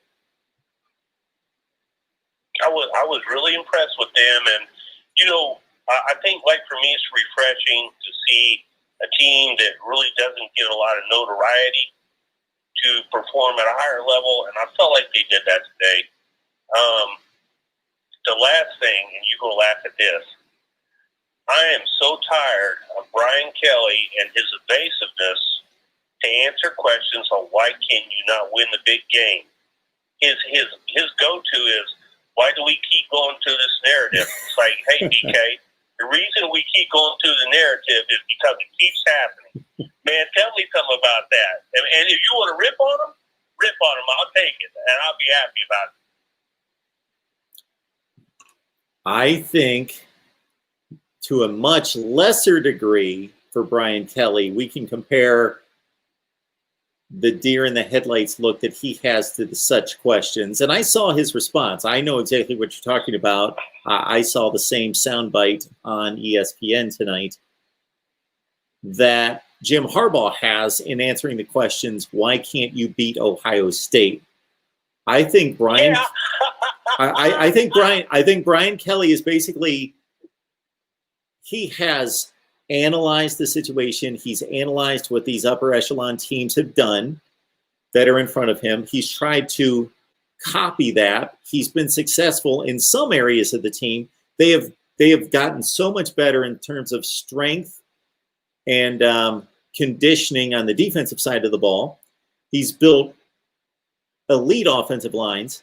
He has upgraded, again, speed on defense. Where they're lacking is speed on the perimeter at wide receiver. That's the number one. And this particular team did not have great cornerback play. So he's upgraded it. And so it's shown that instead of going 10-2 and 9-3 and then 10-2 again, and maybe having that lucky year where they went to the BCS championship game in 2012, and then having that year that they've finally gotten to a place where they're really good. But that is such another mountain to climb to reach the teams that we're talking about, that I think he's probably getting a little frustrated thinking, what do I have to do? I don't know if we can do it. We're running a really good program. He's better than 125 of 130 teams in the country, and certainly has the advantages of being at Notre Dame. But he may get to the point where I think Jim Harbaugh is, where he's beating his head against the wall to say, I don't have any other answers. I'm doing the best I can. I'm getting in the best players I can. He's a football coach. He knows where they lack, even though, as you know, 2 years ago after they lost to Clemson by 27 points, he was saying, talent's not an issue. We've got as much talent. We've closed the talent gap. Just he made an excuse. This happened here, and then this didn't go right for us, and suddenly it's a 30-3 loss. Well, teams that are that close in talent aren't losing 30-3. No, not at all. Not at all. And I would say, like, the real problem for Notre Dame is they have some really good football players on some positions, but Ohio State, Alabama, Clemson have really good football players at every position. That's the real difference. Yeah, like Notre Dame has these two players on defense, and I'm going to botch the one for as much as I've watched him play. I can't believe Owusu. JOK. Jeremiah Owusu-Koramoah. Yeah, there you go. Owusu-Koramoah. And then you also have the safety, Hamilton. Kyle Hamilton. Yes. On offense, all you need to do to detail the gap between the elites and Notre Dame offensively is say, who are the best players on Notre Dame's offense in terms of skill position players? The best players are the offensive linemen. Actually, they go to the NFL in high draft picks. The best players from a skill position player on the Notre Dame offense are the tight ends. Well, your tight ends shouldn't be your main weapons. They should be complementary weapons. They shouldn't be your best players on offense, your tight ends. They're not going to break the big plays and be game changers in the passing game. They're good, they're complementary, and certainly they've been extremely good there.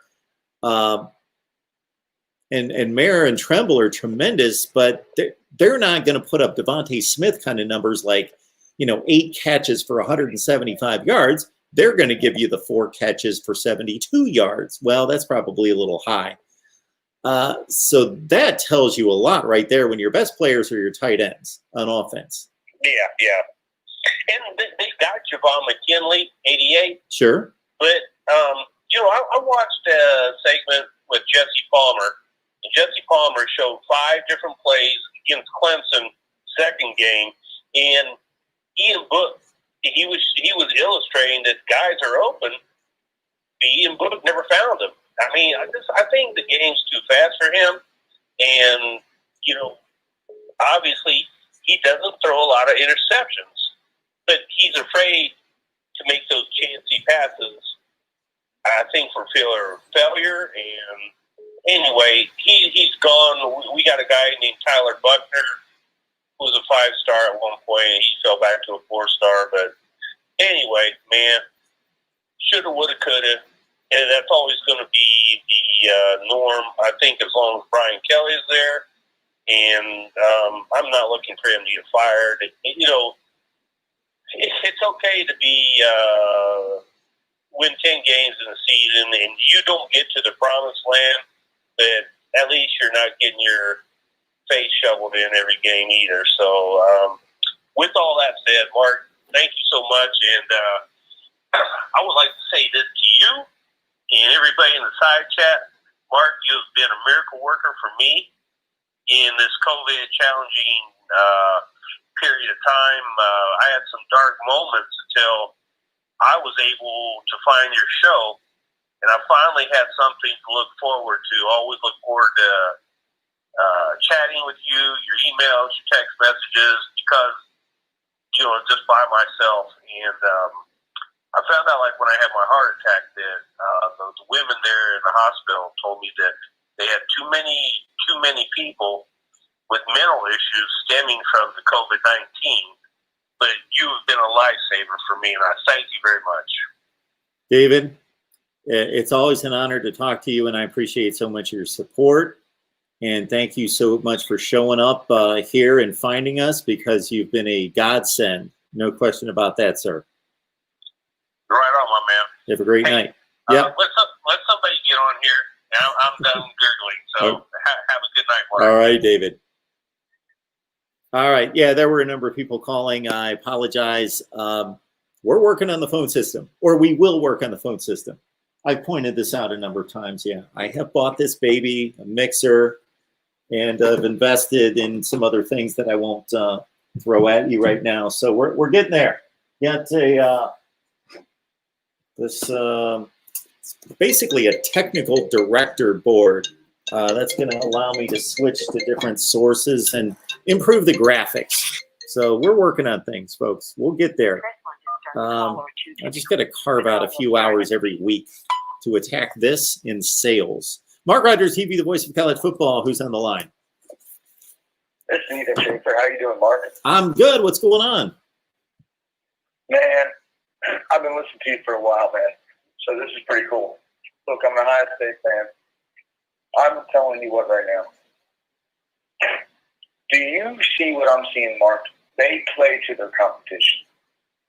This is a team for many years that has played. They play up and they play down, but they always play to their competition. If you go back to 2014, they play to their competition. What do you think, Mark? Well, I think that that's a characteristic of a lot of teams, that they get a little bit bored. And if they know, I have often said that, you know, take when Rutgers was really awful and Ohio State would beat them in the average year like 52-7. I would often say, I'm just curious that we know that they were on cruise control. We know that they just went through the motions and they still beat them 52-7. That I would love that if somebody would have walked in that locker room before the game and said, we're going to give everybody in here X number of dollars for every point you score and for every point you keep off of the scoreboard for Rutgers. Meaning, if you can win this game 115-0, we're going to just keep paying you money, just to give them some kind of incentive. I'd just be curious, because we all know that they could have won 52-7 or 70-7 or whatever they really wanted to. And so it's just human nature to let up when you don't need to, you know. And so on the opposite end of the spectrum is the challenge of facing a Clemson or Alabama or whoever it's been in that particular year. So, and for Ohio State in particular, well, certainly that 2014 team played to its competition. And I would say, I think that team played out of their minds that year. Yes. You know what I mean? And I think if you look at the recruiting classes, and especially I think Ohio State's future is going to be better. But, you know, as an Ohio State fan, I want us to be Alabama. You know what I mean? Obviously, Alabama's dominated. And so, but I think we're right there with them, honestly. And I think a lot of SEC people would laugh at that. But if you look at the recruiting classes we've had, and you look at some of the games we've won, yeah, Clemson's had our number in the past and whatnot. But there's not a lot of teams that have won a national championship in the playoff era, Ohio State being one of them, no matter what Georgia fans say. I think we can be right there, you know. And I think it needs to be us being able to close the game, play a complete game, and playing to our level all the time. What do you think? I think that there is a slight difference between what Alabama and Ohio State have been able to do in recruiting and what Clemson has been able to do in recruiting. And I mentioned this to a few callers ago, that it's actually to Clemson's credit that they won national championships with recruiting classes that averaged, 7 or 8 in the country. And they developed those classes. And of course, they came up with 2 tremendous quarterbacks. So between 2015 and now, they've had Deshaun Watson and Trevor Lawrence. Okay. And maybe Georgia's been on the opposite end of that spectrum, where they've had the great recruiting classes that match up with the other three, but they have not hit on the quarterback.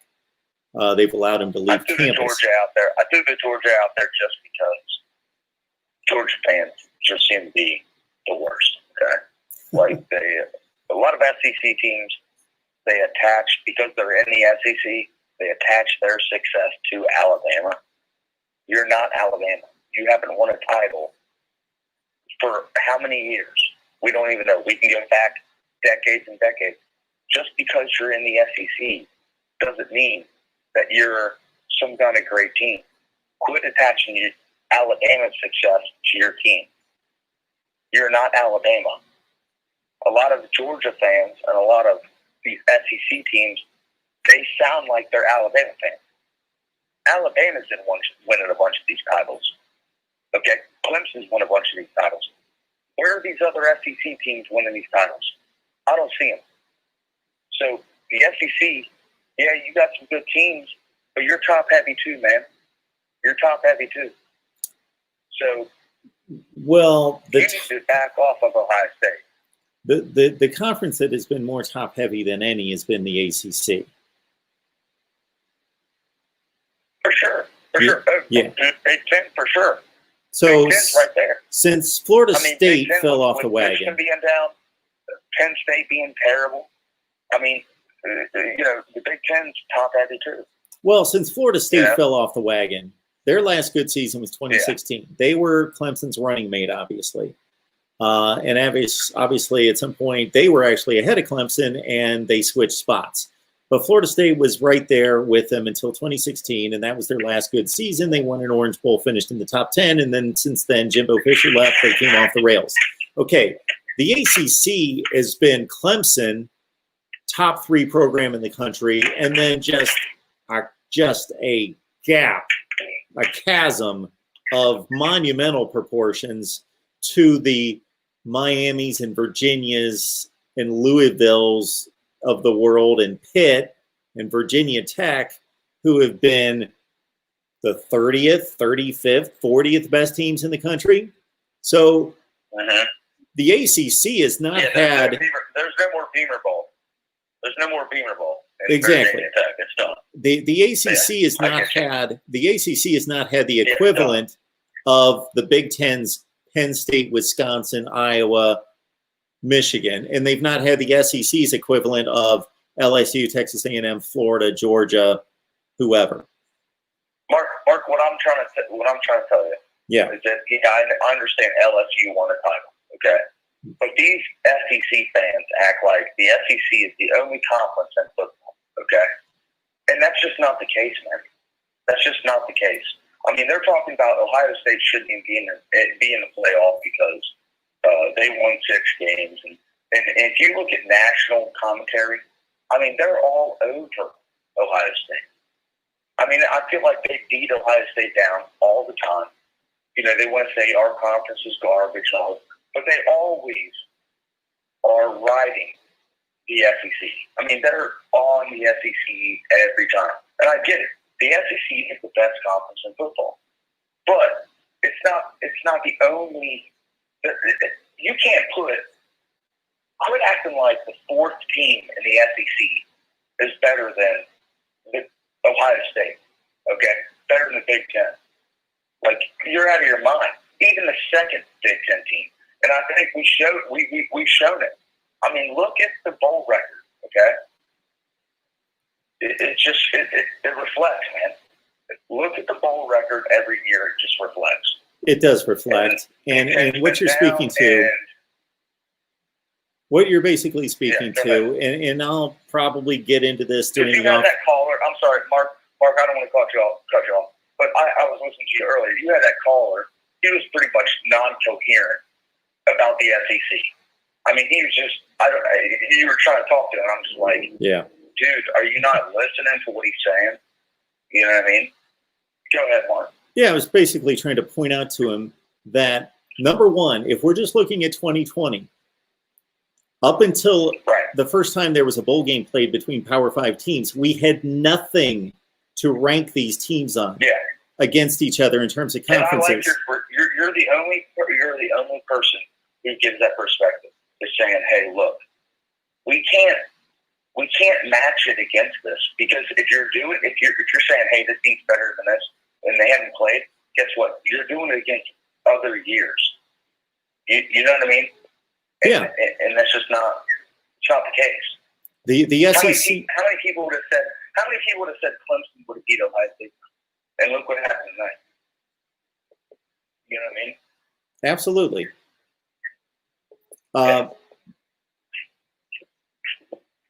If we go down, one thing that people need to understand, I made this statement the other day, that if you go through the bowl results year to year to year, I'm not just talking about 1 year, but if you pile up a good 6, 7, 8, 10 years, number one thing that people need to understand is that the SEC and the Big Ten play the most quality opponents for a few different reasons.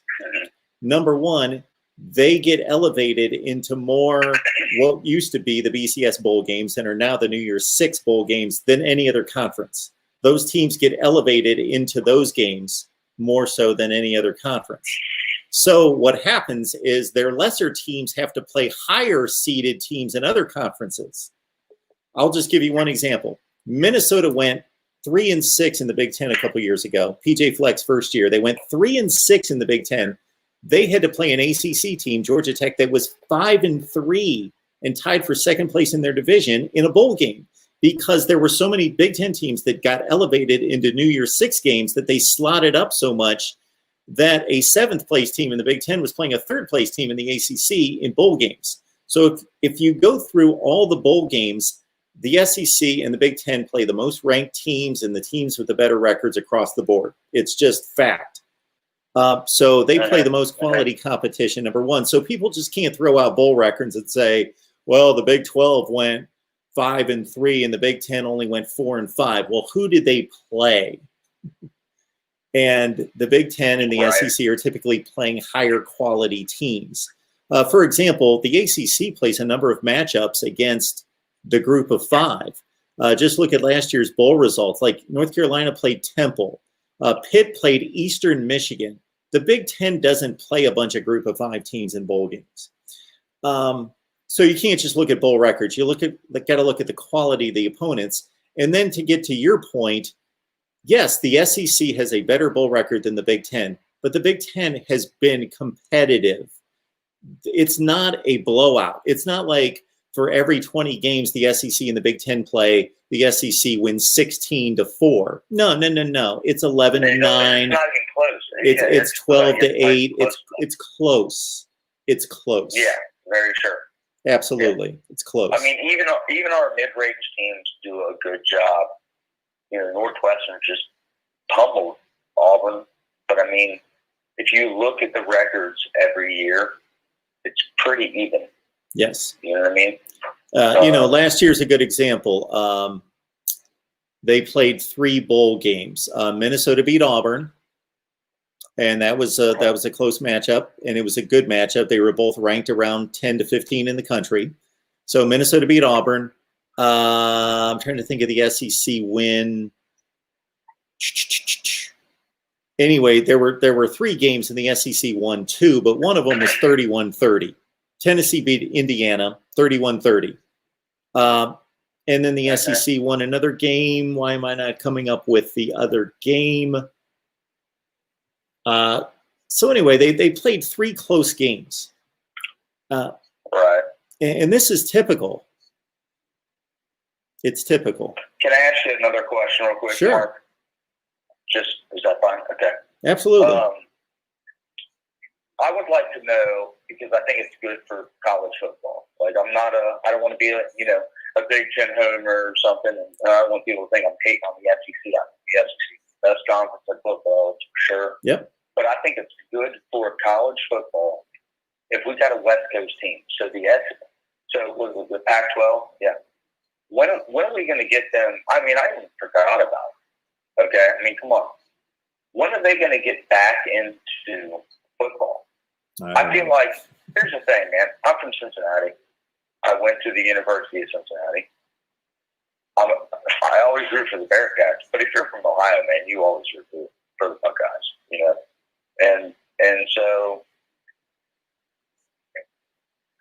I think UC can play with. UC is a good team. Okay.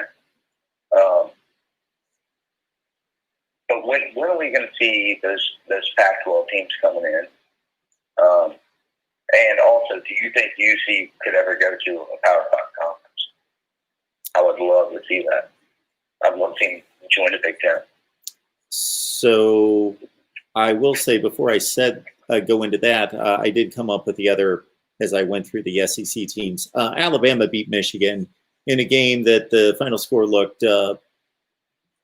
like a blowout, 35-16. But if you watch the game, Michigan had a third quarter lead. It was more competitive than that. But that was the other game. So the SEC and the Big Ten played 3 bowl games last year. The SEC won 2 out of the 3. One of the games was 31-30. So they played very competitively against each other. Anyway, right. Well, it's almost a split. Yeah. I would say it's usually like 55-45 or 60-40 SEC. And again, we'll dive into that during the off season and look at the matchups and the history. It's definitely not 90-10. No. It's not 90-10 like the mainstream media makes it out to be. No, not even close. So, yeah. Not even close. That's all I'm trying to say. That's all I'm trying to say. Well, as you well know, Oregon is best positioned right now based on their recruiting and building that program to compete nationally. I think USC has the best resources overall, and of course, they've got the best talent base in Southern California to do it. I don't know if Clay Helton's up to that challenge to be that good. Do you think it's weird that we're even talking about this? I think it's weird. That, like, we're talking about when's USC going to be relevant, or, like, when's what's strange. The West Coast going to be relevant. This is just weird.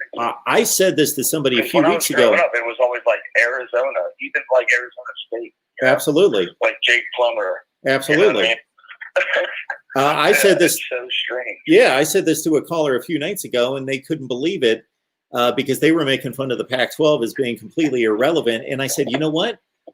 I started comparing conferences and breaking down the metrics like 10 years ago.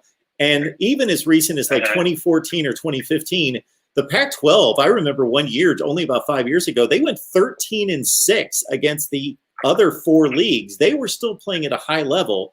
Then Oregon fell off after the championship game against Ohio State, and USC fell off, etc.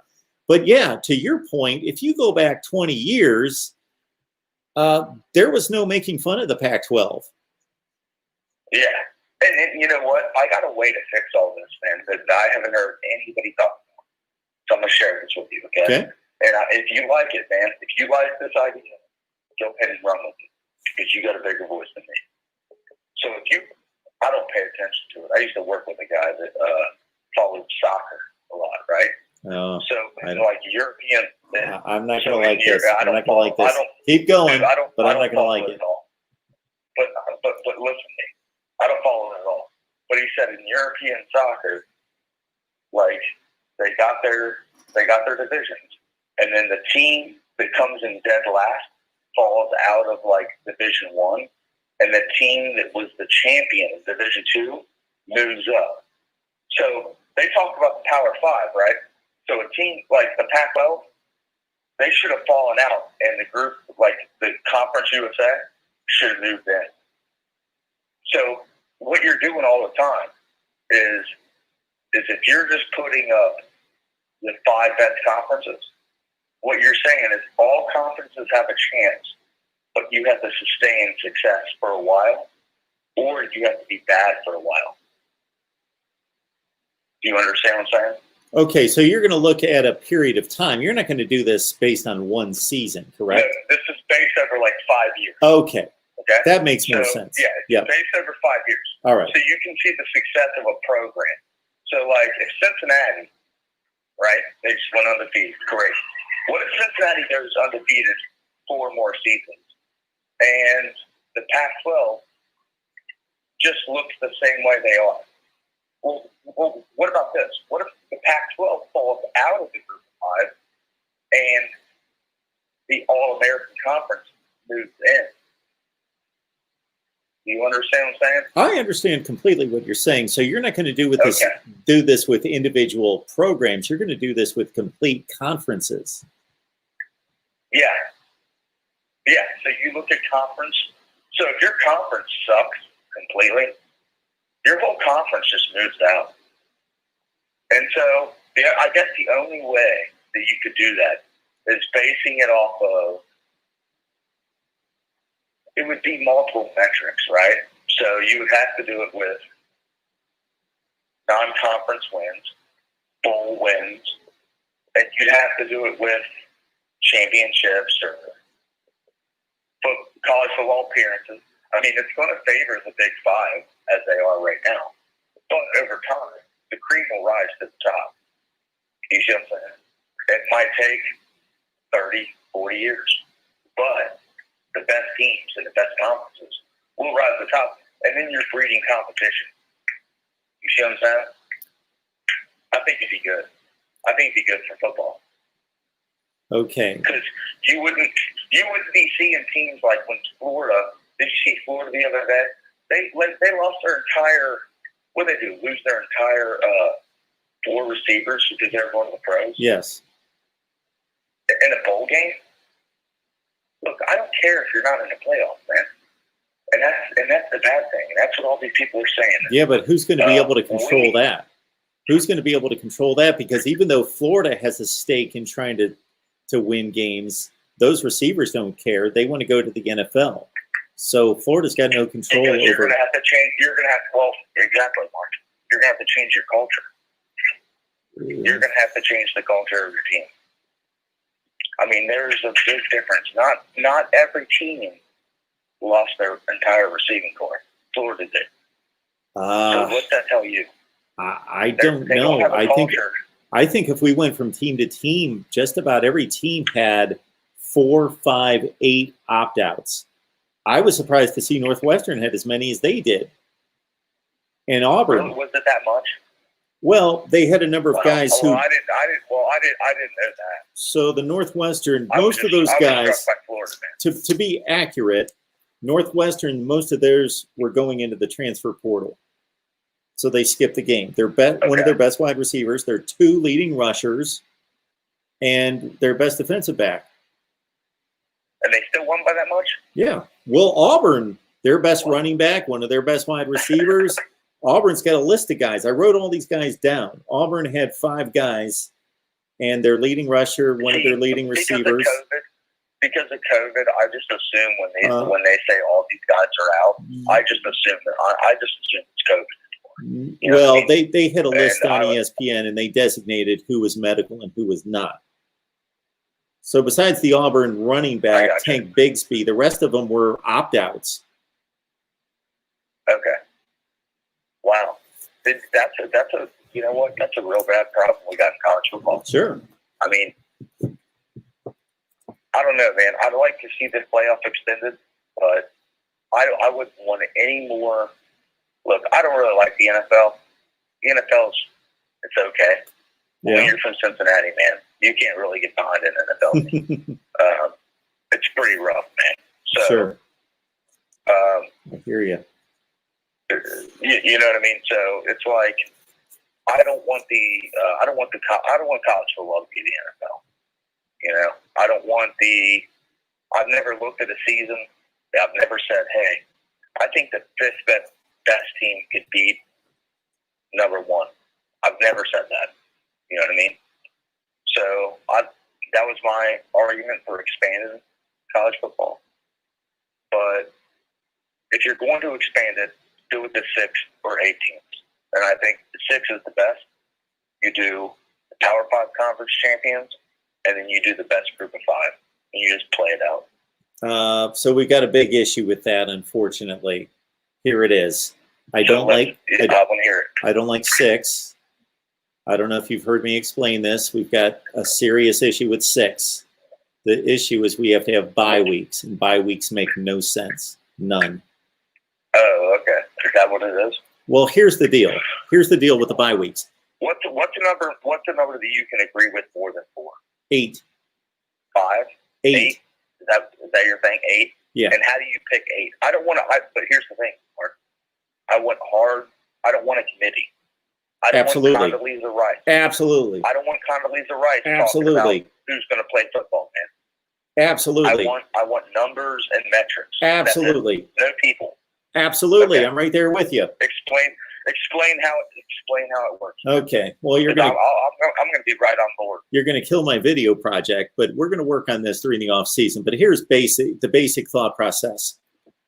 The reason the playoff part of it, the reason it's broken is because scheduling is broken. So we got to fix the scheduling along with the playoff at the same time. And here's what's wrong. I don't want an invite. Yeah. Go ahead. Sorry. Here's what's wrong. Here's what's wrong with the scheduling is, as you well know, the schedule is completely imbalanced. So we've got both in-conference scheduling disparities and out-of-conference. So meaning if you go to a Big Ten schedule in a year, everybody plays their division opponents, and then they also play 3 teams from the other division. And if you look at the records of the 3 teams that are played by each team, it's not fair, meaning they all play 9 conference games. And you can always take a team that has to play, let's say, Ohio State, Penn State, and Michigan from the Big Ten West, while another team in the Big Ten West is playing Maryland, Indiana, and Rutgers. Now, how is that fair when those 2 teams are competing for the same division championship? That's not fair. I'll give you. You're going to need that team. But here's my thing. You're going to need them in the division championship. If you don't win your if you don't win your division, how are you going to win the national championship? Okay, hang on. So let me give you a real life example, and this is what made me start. But do you know how funny that sounds, though? To be like, well, we weren't division champs, we were national champs. This is what made me start to dissect this. There was a particular year where Alabama and LSU had this difference in schedules. So you got Alabama and LSU both in the SEC West, and they both play. They, of course, play each other. Then they play the other teams in the SEC West. So 6 of their... They play the national title game? No. So 6 of their 8 games were exactly the same in the SEC. Okay? Mm-hmm. Alabama's other 2 games in the SEC were against Kentucky and Tennessee. LSU's other 2 games were against Georgia and Florida. Kentucky and LSU both went 1-7 in the SEC the year before. And Georgia and Florida both went 7-1 the year before in the SEC, meaning the only difference in LSU and Alabama's schedules is 2 games, and LSU was playing 2 teams that went 14-2 in the conference the year before, and Alabama was playing 2 teams that went 2-14 in the conference. Those 2 teams are playing for the same division championship. How can you have 2 teams competing for the same division championship that have that much of a disparity in their scheduling quality? That's completely unfair. And I can give you 100 other examples. Can I ask you a question real quick? Yes. How do you know all this stuff, man? How do you know all this stuff? How did you just pull that out? Yeah, I just remember that. It's the same reason I remember. The voice of college football is out of his mind. It's the same reason I remember. What he's talking about. It's the same reason that I remember the score of the 1981 Rose Bowl was Washington 28, Iowa nothing. I just remember stuff.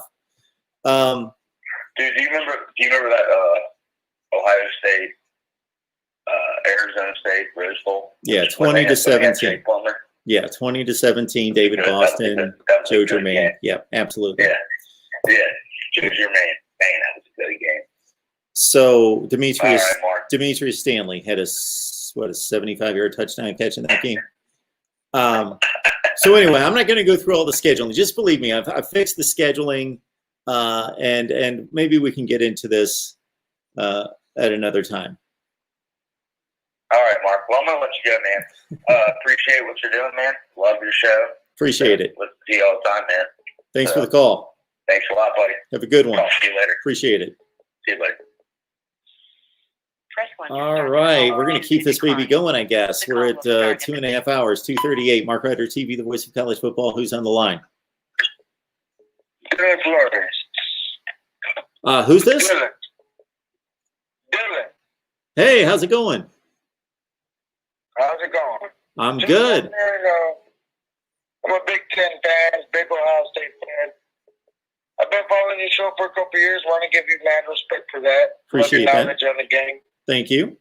I just wanted to say, everybody comes us out, and they always talk bad about, I don't know if they deserve it or whatnot.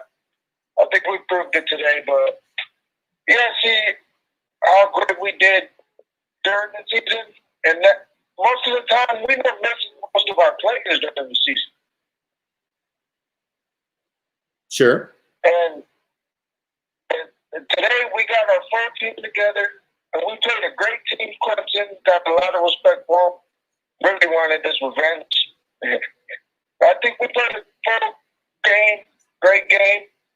Do you think we'll have a chance against Alabama? Do you think Ohio State has a chance to beat Alabama? Sure they do. Yes. Absolutely. How much do you dig into that? How much of a chance do I give Ohio State? I give them a 40% chance. It's a lot more than most people. Yeah, they have Well, they have similar talent. I think, I don't know, we got too many offensive weapons. They don't know if we're going to run, pass. What are you going to block? I don't know. Defense is going to come down. Whose defense do you think is better? Whose defense is better? Yes. Based on what I saw tonight, I have a little bit more hope that Ohio State's defense is better, but I believe Alabama's defense is better. Okay. Do you think they got more offensive weapons than us? Because I think they're just overrated. Like, I think Alabama just plays bad teams. They played Florida, don't get me wrong. They did good. But I think they just play bad teams and everybody just loves them just because they're SEC. Well, I believe that so that's a loaded comment right there, but I certainly think that you've got some reason to believe that. Alabama, I think, played one of the 10 best teams in the nation when they beat Texas A&M, and they beat them by 4 touchdowns. They beat Florida. Now, Florida certainly, the thing about Florida is Florida took them. Alabama outplayed Florida. They were decidedly the better team. There was no question who was the better team, but Florida still hung in the game and had a chance to win at the end.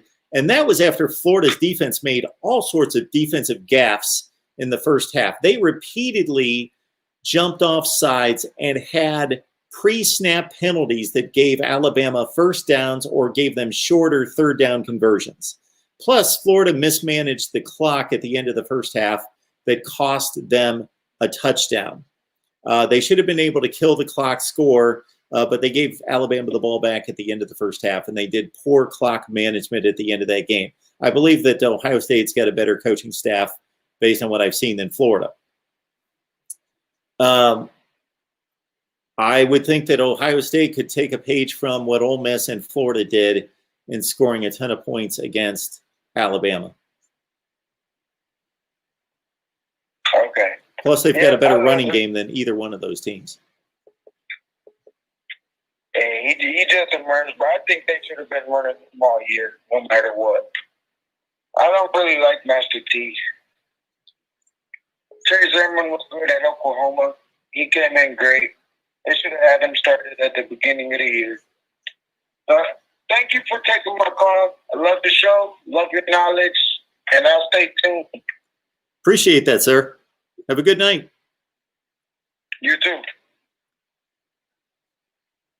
All right, folks. It's been a good show. We'll keep going if you'd like to. We still have close to 500 on the line. And certainly a lot of people calling in. Yes, some people have just commented that they would like to see more parity in college football. I said that during the entire offseason for a number of years, that I said, hey, if you root for one of the elites, you're good with the way things are in college football. But it does become a little predictable. It becomes a lot predictable basically, anybody, I would guess that if we sat here in August and looked through the live chat and I said, everybody give me your playoff teams, they would be, 80% of them would be Alabama, Clemson, Ohio State, and then like a fourth team would rotate between Oklahoma, Georgia, Notre Dame, and maybe somebody else. So it is very predictable, and I don't like that part of it. Mark Rogers TV, the voice of college football. Who's on the line? I'm Anthony. How you doing today? Hey, Anthony. How are you? I'm doing great. I've been a fan of yours for a couple of years now. I think you do a great job. I appreciate that. I know that you can't be a homer, but I can. I watched the Cincinnati game today. Yeah. And I think that if Coach Fickle would have replaced his quarterback, he might have won that football game. You're going to have to explain that one to me. Okay, you remember when Saban did the same thing in his next chapter? Sure. He pulled his starting quarterback. Of course. Yep. Yeah. Well, I watched the whole Cincinnati game, and his starting quarterback really did not play very well. Missed wide open receivers. Like, snapping and popping. Since then. Do you know a lot about their backup quarterback? No, I don't. But sometimes just a spark, because they were so close to winning that game. Sure, they were. Yeah, and they played a pretty good game. I thought they underplayed their potential in that game. But back with the college football playoff, the 18, that's brilliant. I think that one is that you should play all top schools, not just Power 5, but Division I. No more playing down in a division. I think that's unfair. That's just an extra practice you get. In college football, the biggest advantages or disadvantages, is your time on the field. And I practice 4 games. I think you should move the American Conference up, have 6 conferences, the 6 champs go, and then just 2 wild cards. And they just have to figure out the wild card. That could be either record from Power 5 conferences or conference records. Okay. I'm somewhere in that range. I've certainly communicated my playoff system a number of times, but I like to hear from all of you. Okay. So and I think Ohio State has a really good chance to beat Bama. I don't think Bama's face a running back as good as a running team, I should say, is Ohio State. True. I don't think the Ohio State wide receivers are extremely underrated. But it is college football, and one week you can play a great game and win by 4 points, and then you get completely blown out the next game, like last year. The CLEMSON was better than they played against LSU. I think Ohio State took a lot out of them last year. And that's all I got to say about that. Thanks for what you do, and I'm a fan. Thank you. Appreciate that call, sir. Good to hear from you. No problem. 3:15 Eastern time with almost 500 on the line. Appreciate everyone. Want to remind everyone that you can shop Amazon. Please do this for me. When you shop Amazon, use the link that we have in the description section of any video. Go to any video, grab the Amazon link, use that for shopping. It's the same shopping experience. You don't spend an extra penny, and it helps us build the channel. Mark Rogers TV, the voice of college football. Who's on the line? Well, hey, Roberto. Hey, Roberto. How are you?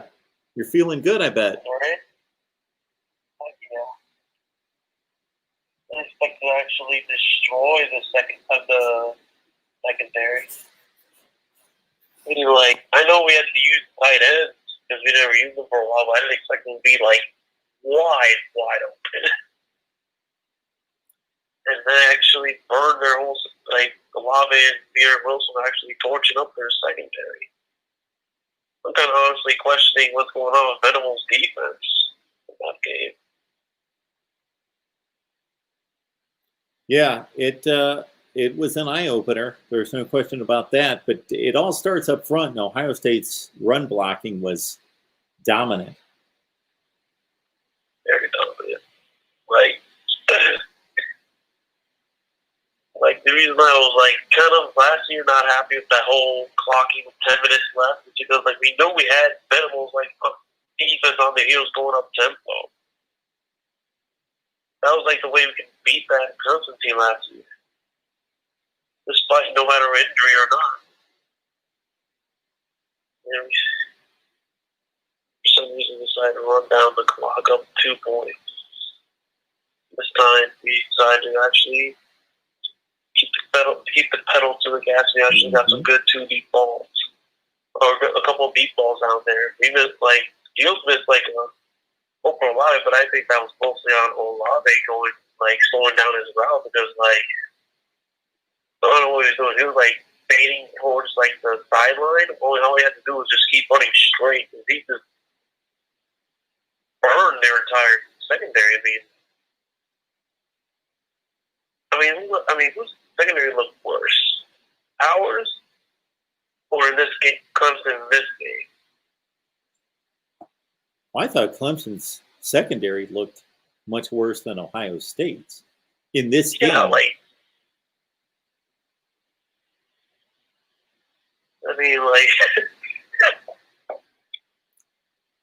oh, that was their number one, Kendrick, right?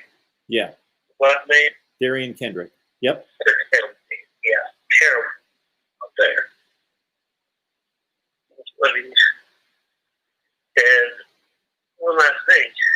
About damn time, Jameson Williams got a deep ball for a touchdown. You know how fast he was? Yeah.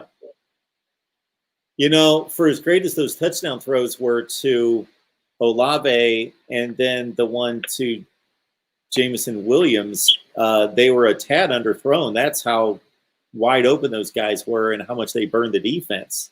If anything, they could have had those balls could have been thrown another 2.5 to 3 yards further. They would have been right over their shoulders. They had to slow up a little bit. Oh,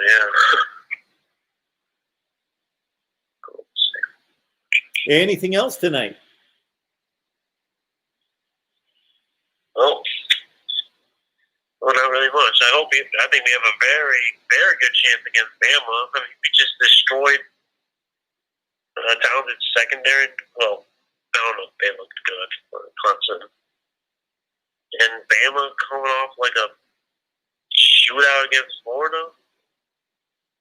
I mean, I think Fields is more talented than Trask. I mean, Trask has a lot of very talented receivers, but we got a run game. That's the difference.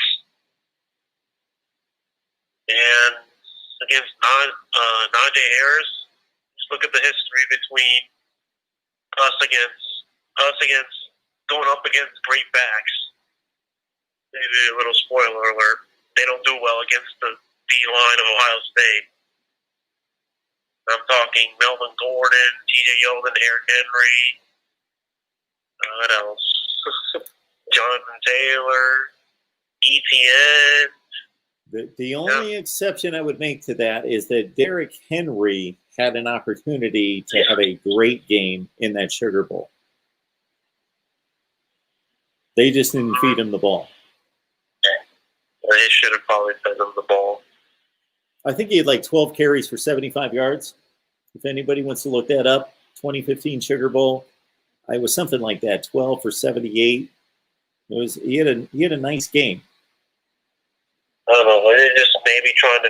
I don't know what the Nick Saban's offense was like. They're trying to feed the ball to. Well, it was. I'm sorry, Amari Cooper. It was Lane Kiffin basically trying to create mass mismatches in the passing game, and that's what he loves to do.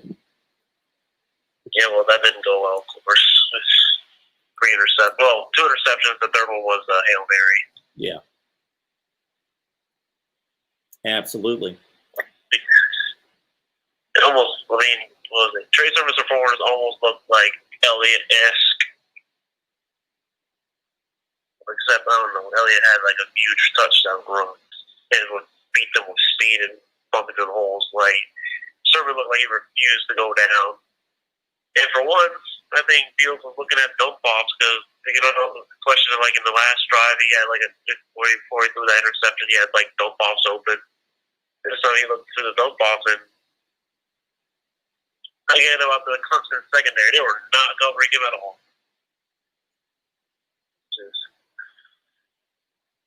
I think the blog just has to say about, I don't know, their defense and our amazing offense, but that's all for me. I appreciate the call, man. Have a good night. Thank you. You too. OH. There you go. All right, everyone. Appreciate everybody jumping on board here. We will be back tomorrow night after the, what's the late game? The Orange Bowl. So I'm going to do some instant analysis throughout the day. I'll be watching all the bowl games, and then certainly we'll be on late night tomorrow night after the Orange Bowl to talk about all the big bowl games, plus more about the playoffs. Mark Rogers TV, the voice of college football. Who's on the line? Hey, how you doing?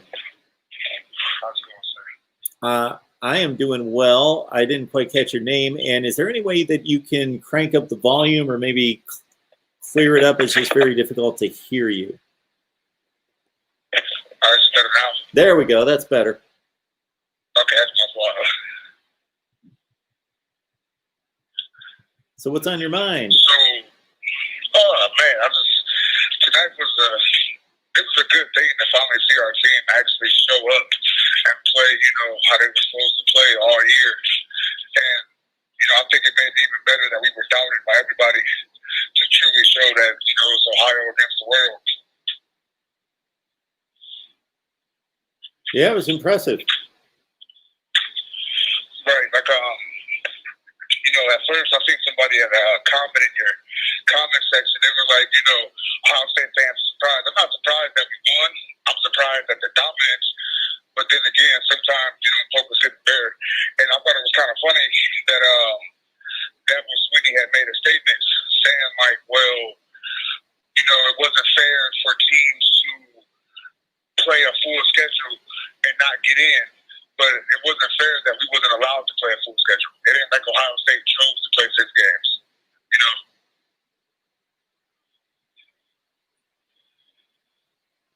Yeah, I hear you. That was the argument that was waged the entire time during this process was, is it a bigger advantage to be fresher, or is it the advantage to get the reps in the games played? Personally, I kind of think it was like more of an advantage to play the games because, we lost a lot on both sides of the ball last year, and we needed the experience. If you think about it, Ohio State's been doing a lot of practicing. Practicing is good, but sometimes you need that game experience, especially when you're trying to break in, a new defense, and then you got some new guys on offense that's trying to come in.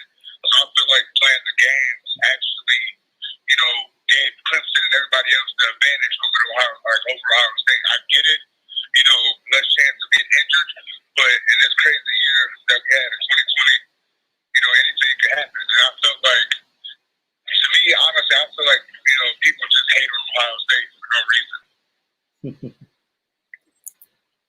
Well, I think that generally Ohio State, Alabama, and Notre Dame are the 3 most hated teams in the country for slightly different reasons. Right, yeah, for sure. For sure. I would definitely say that. I do feel like the college football playoffs does need to be expanded because I don't think 4 teams really gives you the definition of who's the best in the country. In my opinion, I think it kind of needs to be 8 teams and give, the first 5 bids to the Power 5 conference champions and then have the 3 at-large bids and, go on from there because I'm sorry to say this to any Notre Dame fans, no disrespect, but I truly felt Notre Dame did not belong in that game with Alabama and it was apparent. Yeah, but it's kind of hard to determine who would have played well in that game. I don't know if it's Georgia, if it's Oklahoma, if it's who it is. Texas A&M. In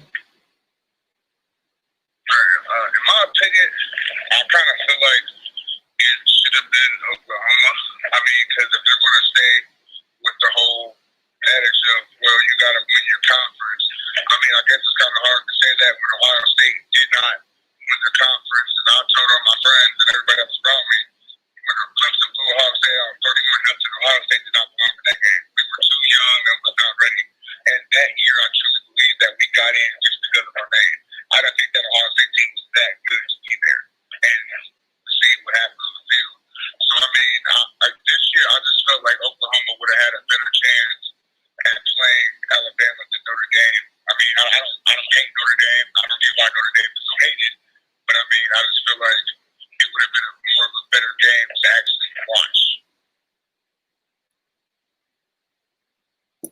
Yeah, that's all a judgment call, and I agree with you. But we tend to make those judgment calls after the teams are selected. Similar to last year, I'll say last year was a perfect example. What I thought last year was that the committee, for once, got it right. I had no disagreement with their selections. Of course, Ohio State, LSU, and Clemson were undefeated, and Oklahoma was the only remaining Power 5 champion with only one loss. So they were the team that had to be selected for the 4th spot. They earned it. So I had no issue with that. But I clearly stated after the selection was made that so a number of people would just ask me, Mark, who do you think the 4 best teams are? And I would say the 4 teams that were selected were the teams that earned it. But I believed that the 4 best teams in the country were Ohio State, LSU, Clemson, and Alabama. And certainly Alabama was not going to be getting pasted by 5 touchdowns at halftime against LSU because they had already played that game and only lost by 5 points. So similar this season, I thought that the committee made a reasonable determination for the 4th spot.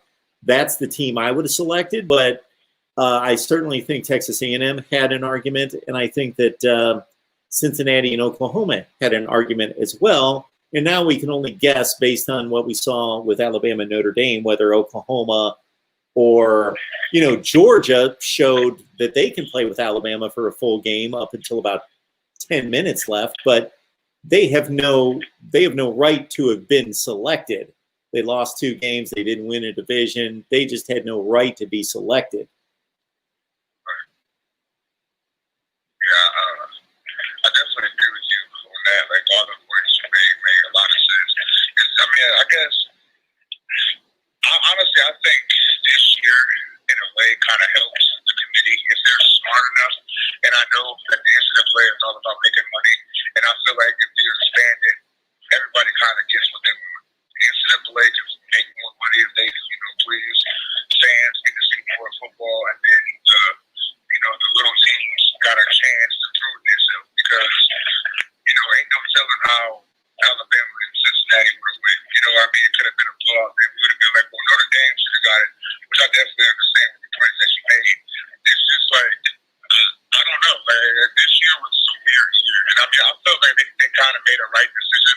It was just, I know what kind of upset me being an Ohio State fan was everybody like, well, Ohio State didn't deserve to be there.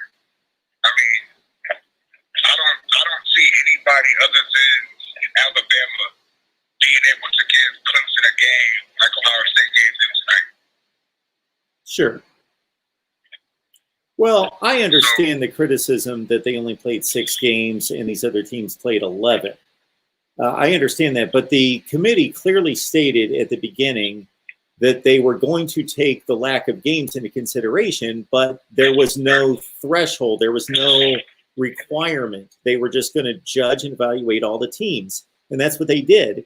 And for every time Jimbo Fisher would open his big fat mouth and say, and they would never name Ohio State by name, but they would say 6 games isn't enough. Well, you know what? The teams that played 11 games could look at your 9 games and say they didn't play enough games, just like you're looking at 6 to your 9 and saying they didn't play enough. So it's not so much, yes, if I was on the committee or if I was able to choose the teams, would I have taken the 6 games into consideration and made it more difficult for that team to make it to the playoff? Yes, I think that honoring the teams that played more games was appropriate, but that team that won 6 and lost 0 won a Big Ten championship. They beat 2 teams that were 10 to 15 ranked in the country. They were clearly the team that needed to be selected as one of those 4. Had there been another team that was 11-0 or 10-0 or 10-1, that would have been a different argument. But that team did not exist. So Ohio State earned that spot. I have no issue with that. Right, yeah. I definitely agree with that. I think they really, earned that spot. And I can't, to me, it's just funny to hear, how Jimbo Fisher and then Dabo and all of them were like, well, 6 games isn't enough. Like I keep going back. They act like we only asked to play 6 games. I was on YouTube before I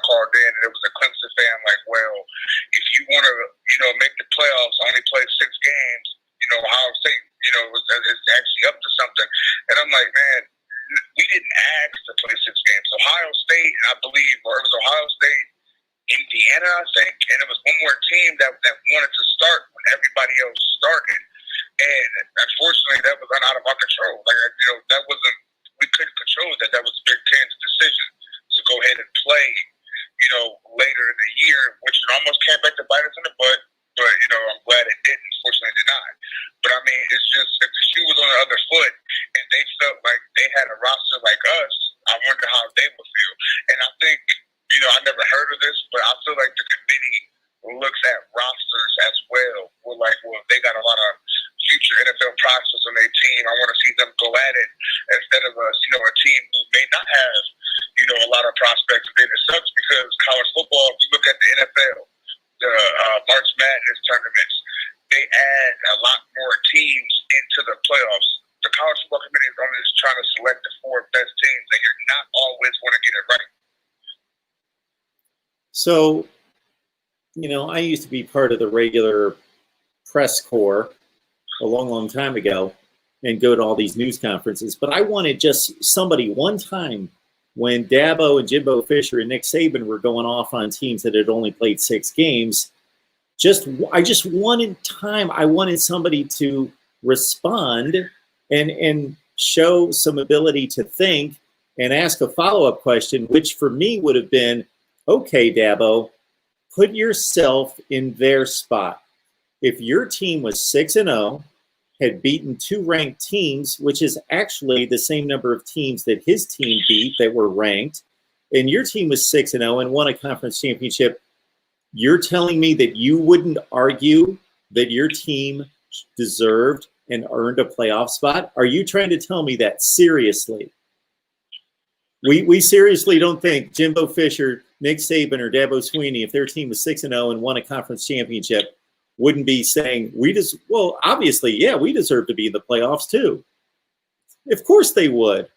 Right, yeah. I definitely wish somebody would have asked that question because I was saying that all week. Like I said, it was just like, if they was in the same spot, and especially, coming in with the best quarterback in college football, a good running back and a solid defense, they're going to be like, well, this and that, but, it's always different when the shoe is on the other foot. They played the game, so they're sticking their chest out there. And like I said, everybody is acting, Dabo, Nick Saban, and all of them are acting like Ohio State only said, yeah, we're only going to play 6 games. If Ohio State could have played 20 games this year, they would have played them. I mean, if you think about it, honestly, our kids is already, getting the short end of the stick because this is only going to be their 8th game. They only got to play 8 games while teams like Bama's on their 13th or 12th game. And, I wish somebody would have asked them that question to see how they would have responded because they know in their heart and everybody knows what the outcome would have been. They wouldn't want that. This year was unfortunate. Everybody had to deal with a lot of stuff. But, I mean, it just kind of is what it is. If that's the case, I feel like Dabo should have just shut up and beat us. I mean, it's that simple. Well, it's a reasonable discussion to have that which is the bigger advantage, to play less games and not get beat up and not risk a serious injury to a key player, or to play more games and get more reps where you can work on weaknesses and you can evaluate your team and understand your approach and you can get all the reps in under game experience and all that.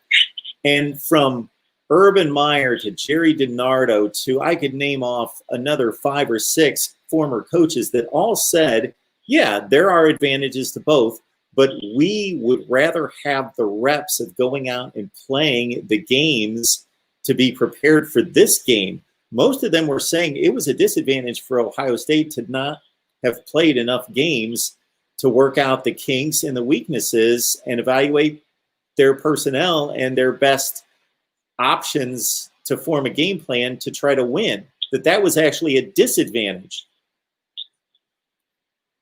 Yeah, that's what the coaches say. Yeah. Right, and I definitely agree with them. I coach football myself, but I've coached semi-pro and youth football, and I feel like as a coach, I definitely want the reps to actually get game time experience yeah, you want to get reps, but it's not game reps. You know, you're going against each other all day long, all week long, going through camp and all that stuff. When if you actually are getting game time experience, you can work on what another team is doing. A scout team can only run the upcoming opponent's offense so much. They can only run the upcoming opponent's defense so much. But you need to actually see that film against that team to see how you can react, how to get better week by week. And a lot of people don't understand that. And I feel like, you know, like I said, me personally, you know, a lot of people might be like, oh, well, he's just a biased Ohio State fan. I think that was really scared. In my opinion, I don't think he was like nervous, like, oh man, you know, because who else, if Ohio State wouldn't have got that spot, who do you think they would have put in? If Ohio State wouldn't have made it? Yeah, who do you think they would have put in? Texas A&M. And I think if Clemson and Texas A&M would have played, I think Clemson would have at least won by 2 touchdowns.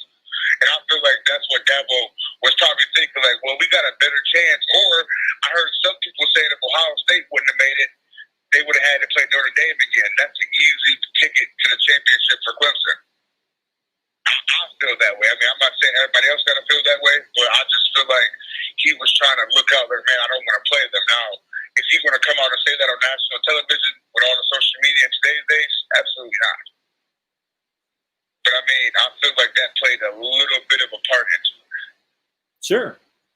Those coaches know what they're doing, and anytime they speak to the media, they're sending a message to somebody, whether it's to the media or to the fan base or to their own team. And if Dabo Swinney could in any way influence the committee to reconsider their ranking and move Ohio State out, and I'm not saying he was doing that for sure or that he was scared of Ohio State or anything like that, but again, most of them are just not loose cannons saying whatever they want and just with that no filter. Most of them have a reason to say what they're saying, and his could have been that he would have rather had another team in the playoff.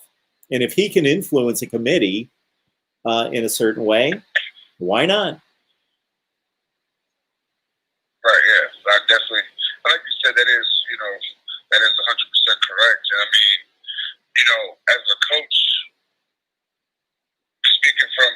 talking to another coach, there's no way in the world I'm going to come out and flat out say, oh, I do not want to play this team, because that's going to make you look all types of bad in so many different ways.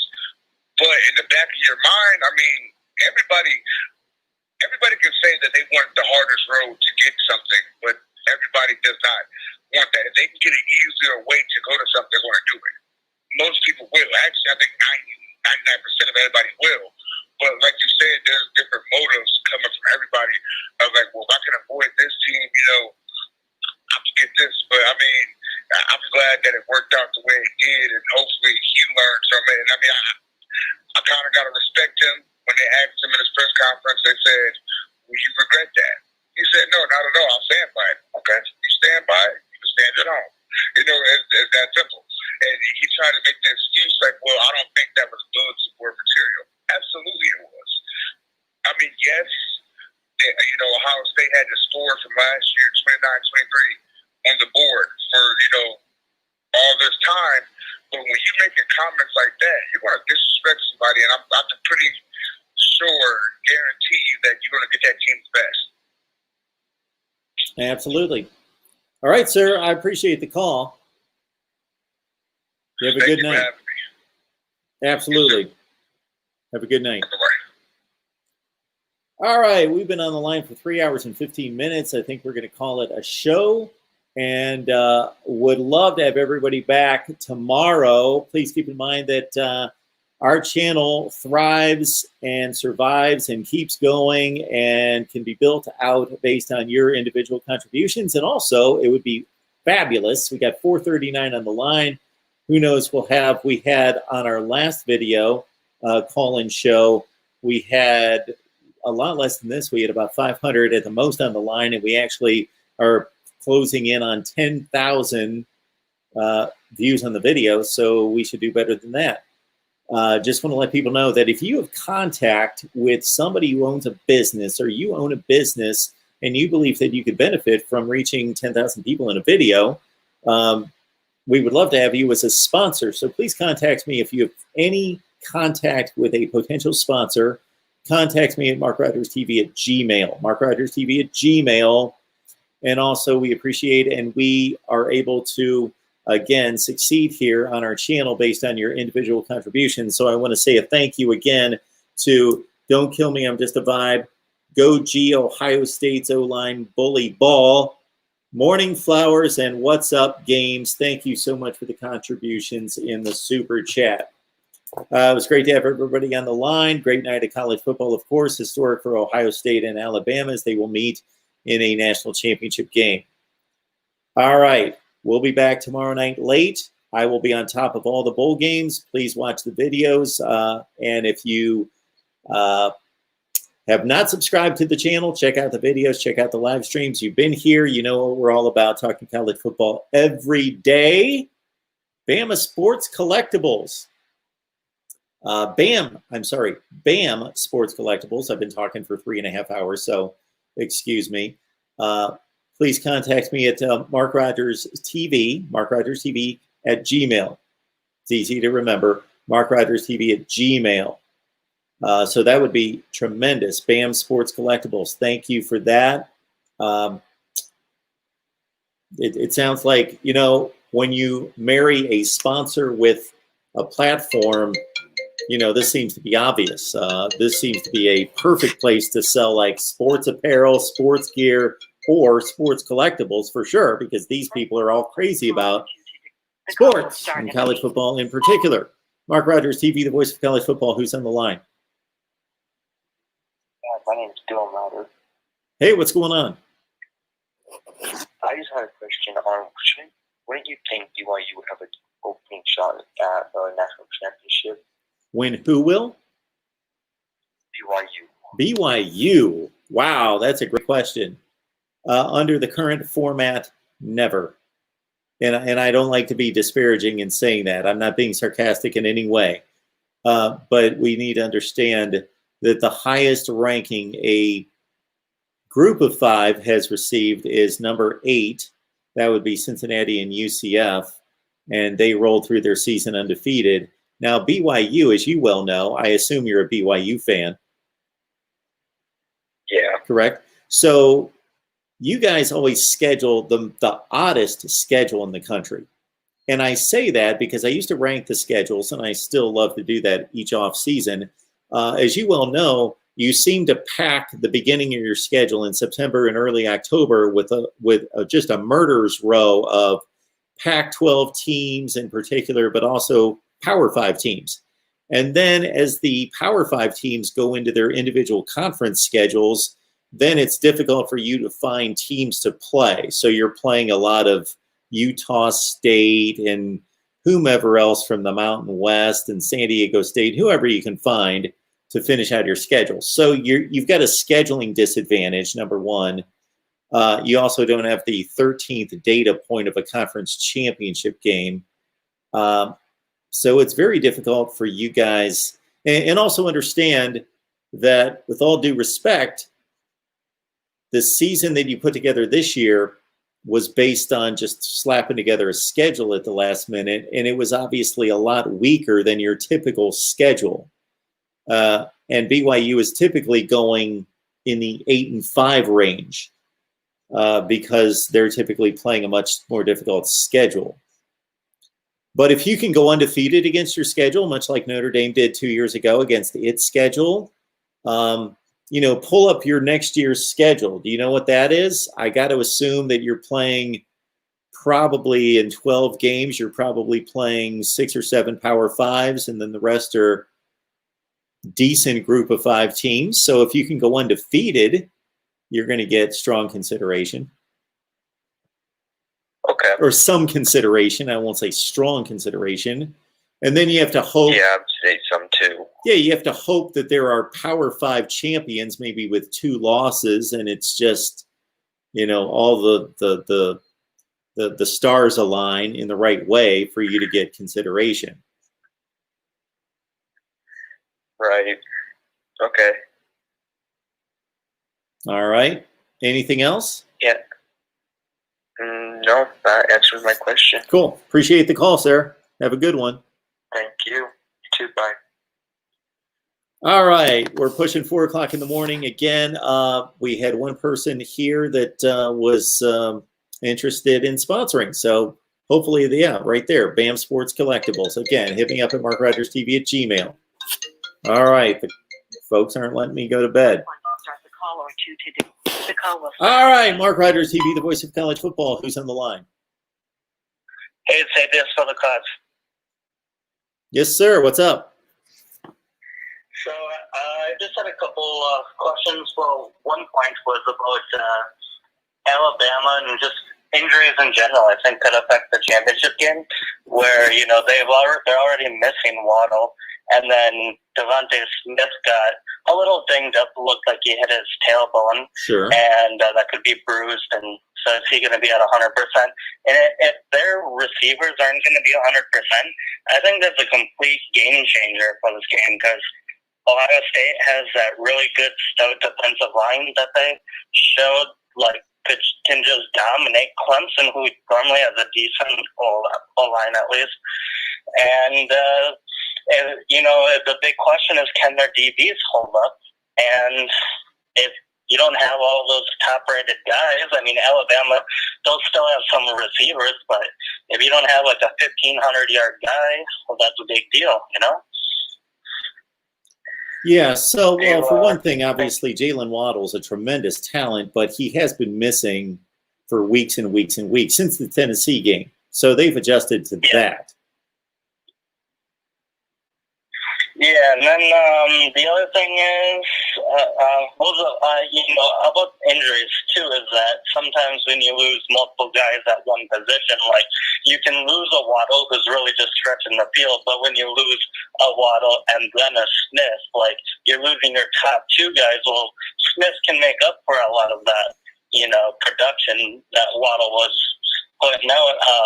Because that was more of a schematic thing where you can spread out the defense, but Smith was always going to get his production. But now if you lose the 500 yards of Waddle and the 1,500 of Smith, and now you can't stretch the field as well, I think the combination is a lot more damaging than just,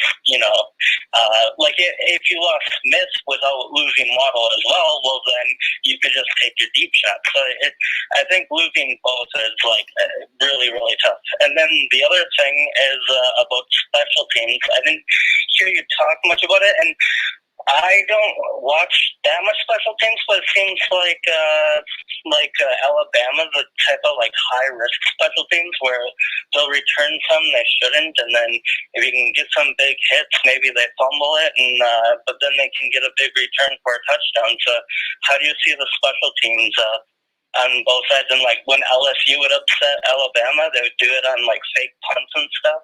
So well, the thing that comes to mind when you bring that up is that the Alabama kicker is 13 for 13 this year.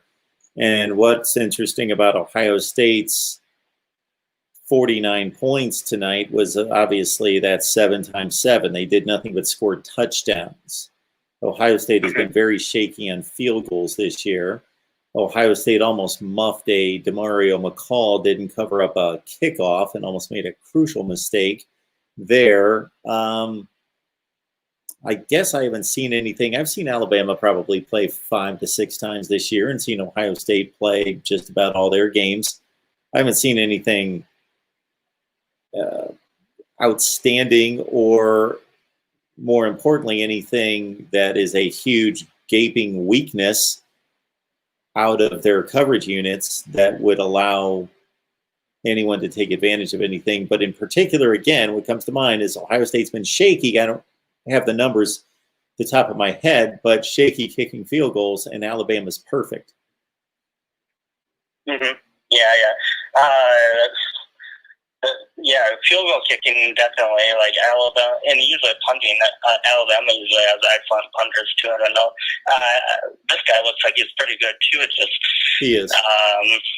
They don't use them that much. They don't have to, but yeah, he just seems really like he can boom them.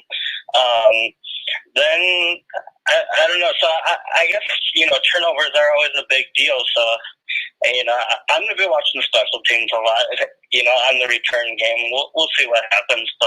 And then the last thing before I go is I think Alabama's offensive line is more shaky than a lot of people realize because they have a lot of great talent. Like Alex Leatherwood is a stud. He's like Trimm's first rounder, but they kind of miss assignments sometimes, and they'll just let a defensive lineman straight through when they're supposed to be doing some sort of combo block, or when they're trying to pull, and they'll just whip. And that happens like way too much for a team that's normally so stout in their assignments, And I just don't think they don't have that bona fide defense they've had in the past, and they're not like as assignment sure as they have been in the past on the offensive line. So I think that could really cause some problems, with Ohio State's dominant defensive line.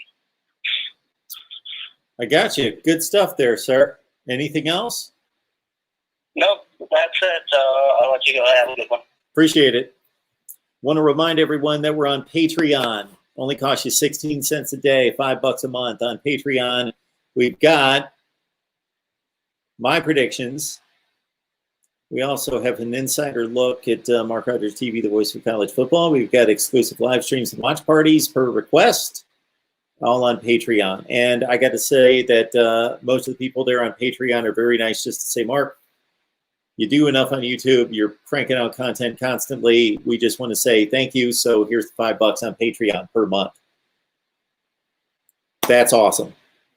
But we've got other people that want extra content and want something additional on Patreon. And exactly, that's why you're there. So that's why we provide the predictions, the insider look at Mark Rogers TV, the voice of college football, exclusive live streams and watch parties per request.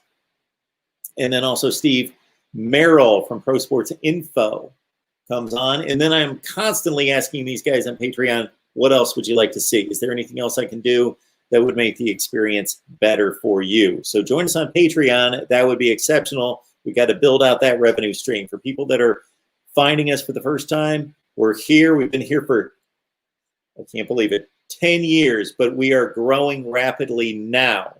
Finally, we appreciate, man, between, I won't even try to name all the people that are in the live chat that have been here night after night after night after night and are so amazing. Thank you so much for all that you do. Please smash the like button, comment, share these videos on social media. So understand that we're here talking college football constantly, not just during the college football season. I'm here in May and June and July and all the time we're talking college football. So there are people who follow you on Twitter or on Facebook who have no idea that we're here. You can share our videos on social media, on Twitter, on Facebook, and let people know that we're here talking college football all the time. And that would be much appreciated. And of course, subscribe. And if you don't want to subscribe, then check out the videos, check out the live streams, know what we do, and be here. And then hopefully we'll be something that you'll find valuable and you'll subscribe.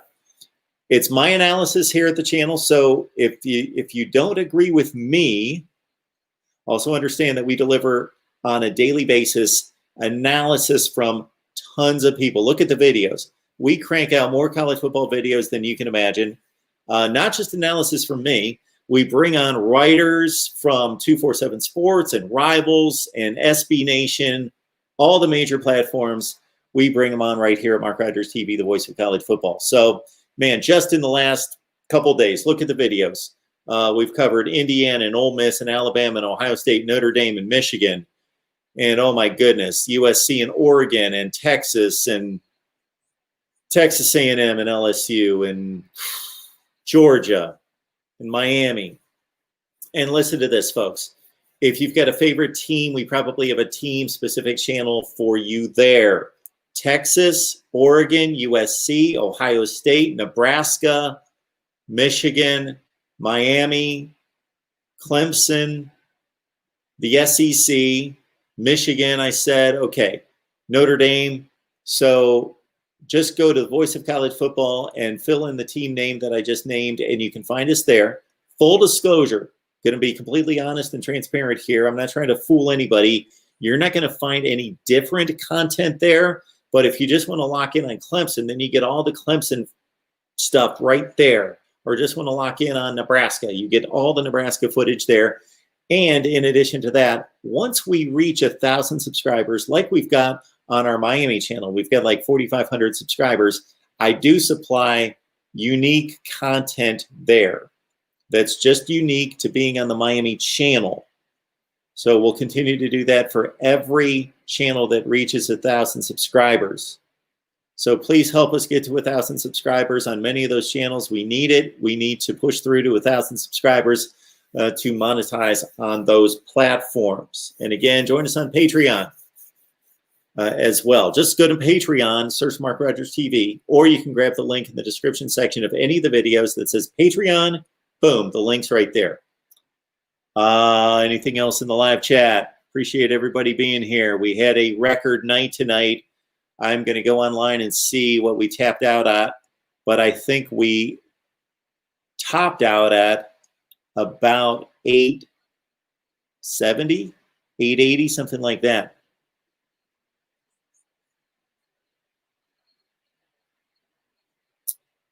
Anybody else here? Real Talk, good to see you. James Scott, you guys are amazing for being here. Thank you so much.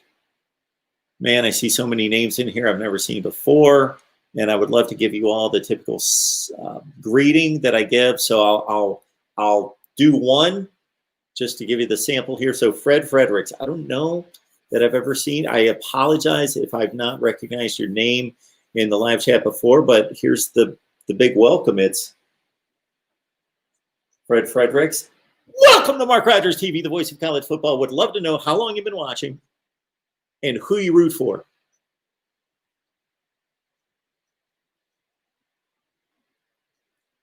AVI. Welcome to Mark Rogers TV, the voice of college football. I see that you're an Ohio State fan. I would love to know how long you've been watching. And thank you so much, Alabama football fan. Roll Tide.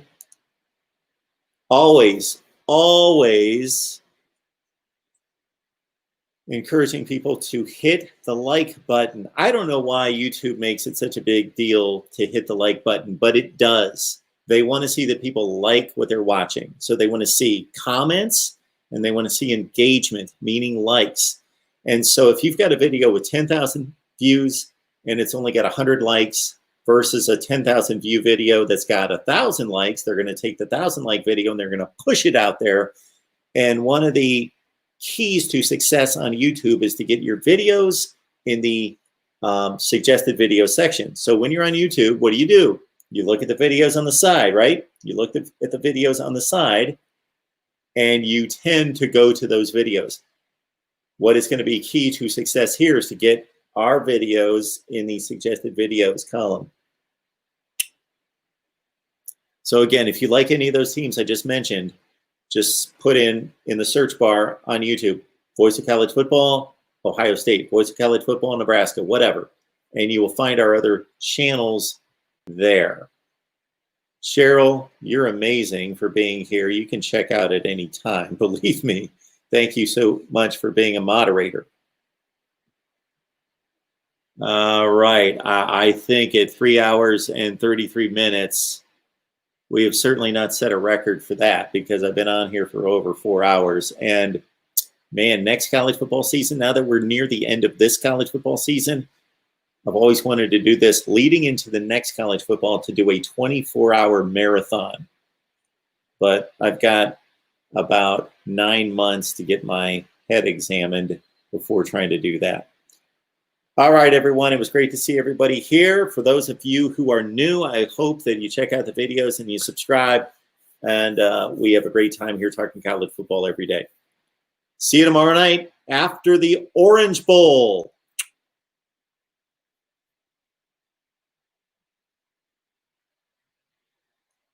And there he is once again. Please hit the like button.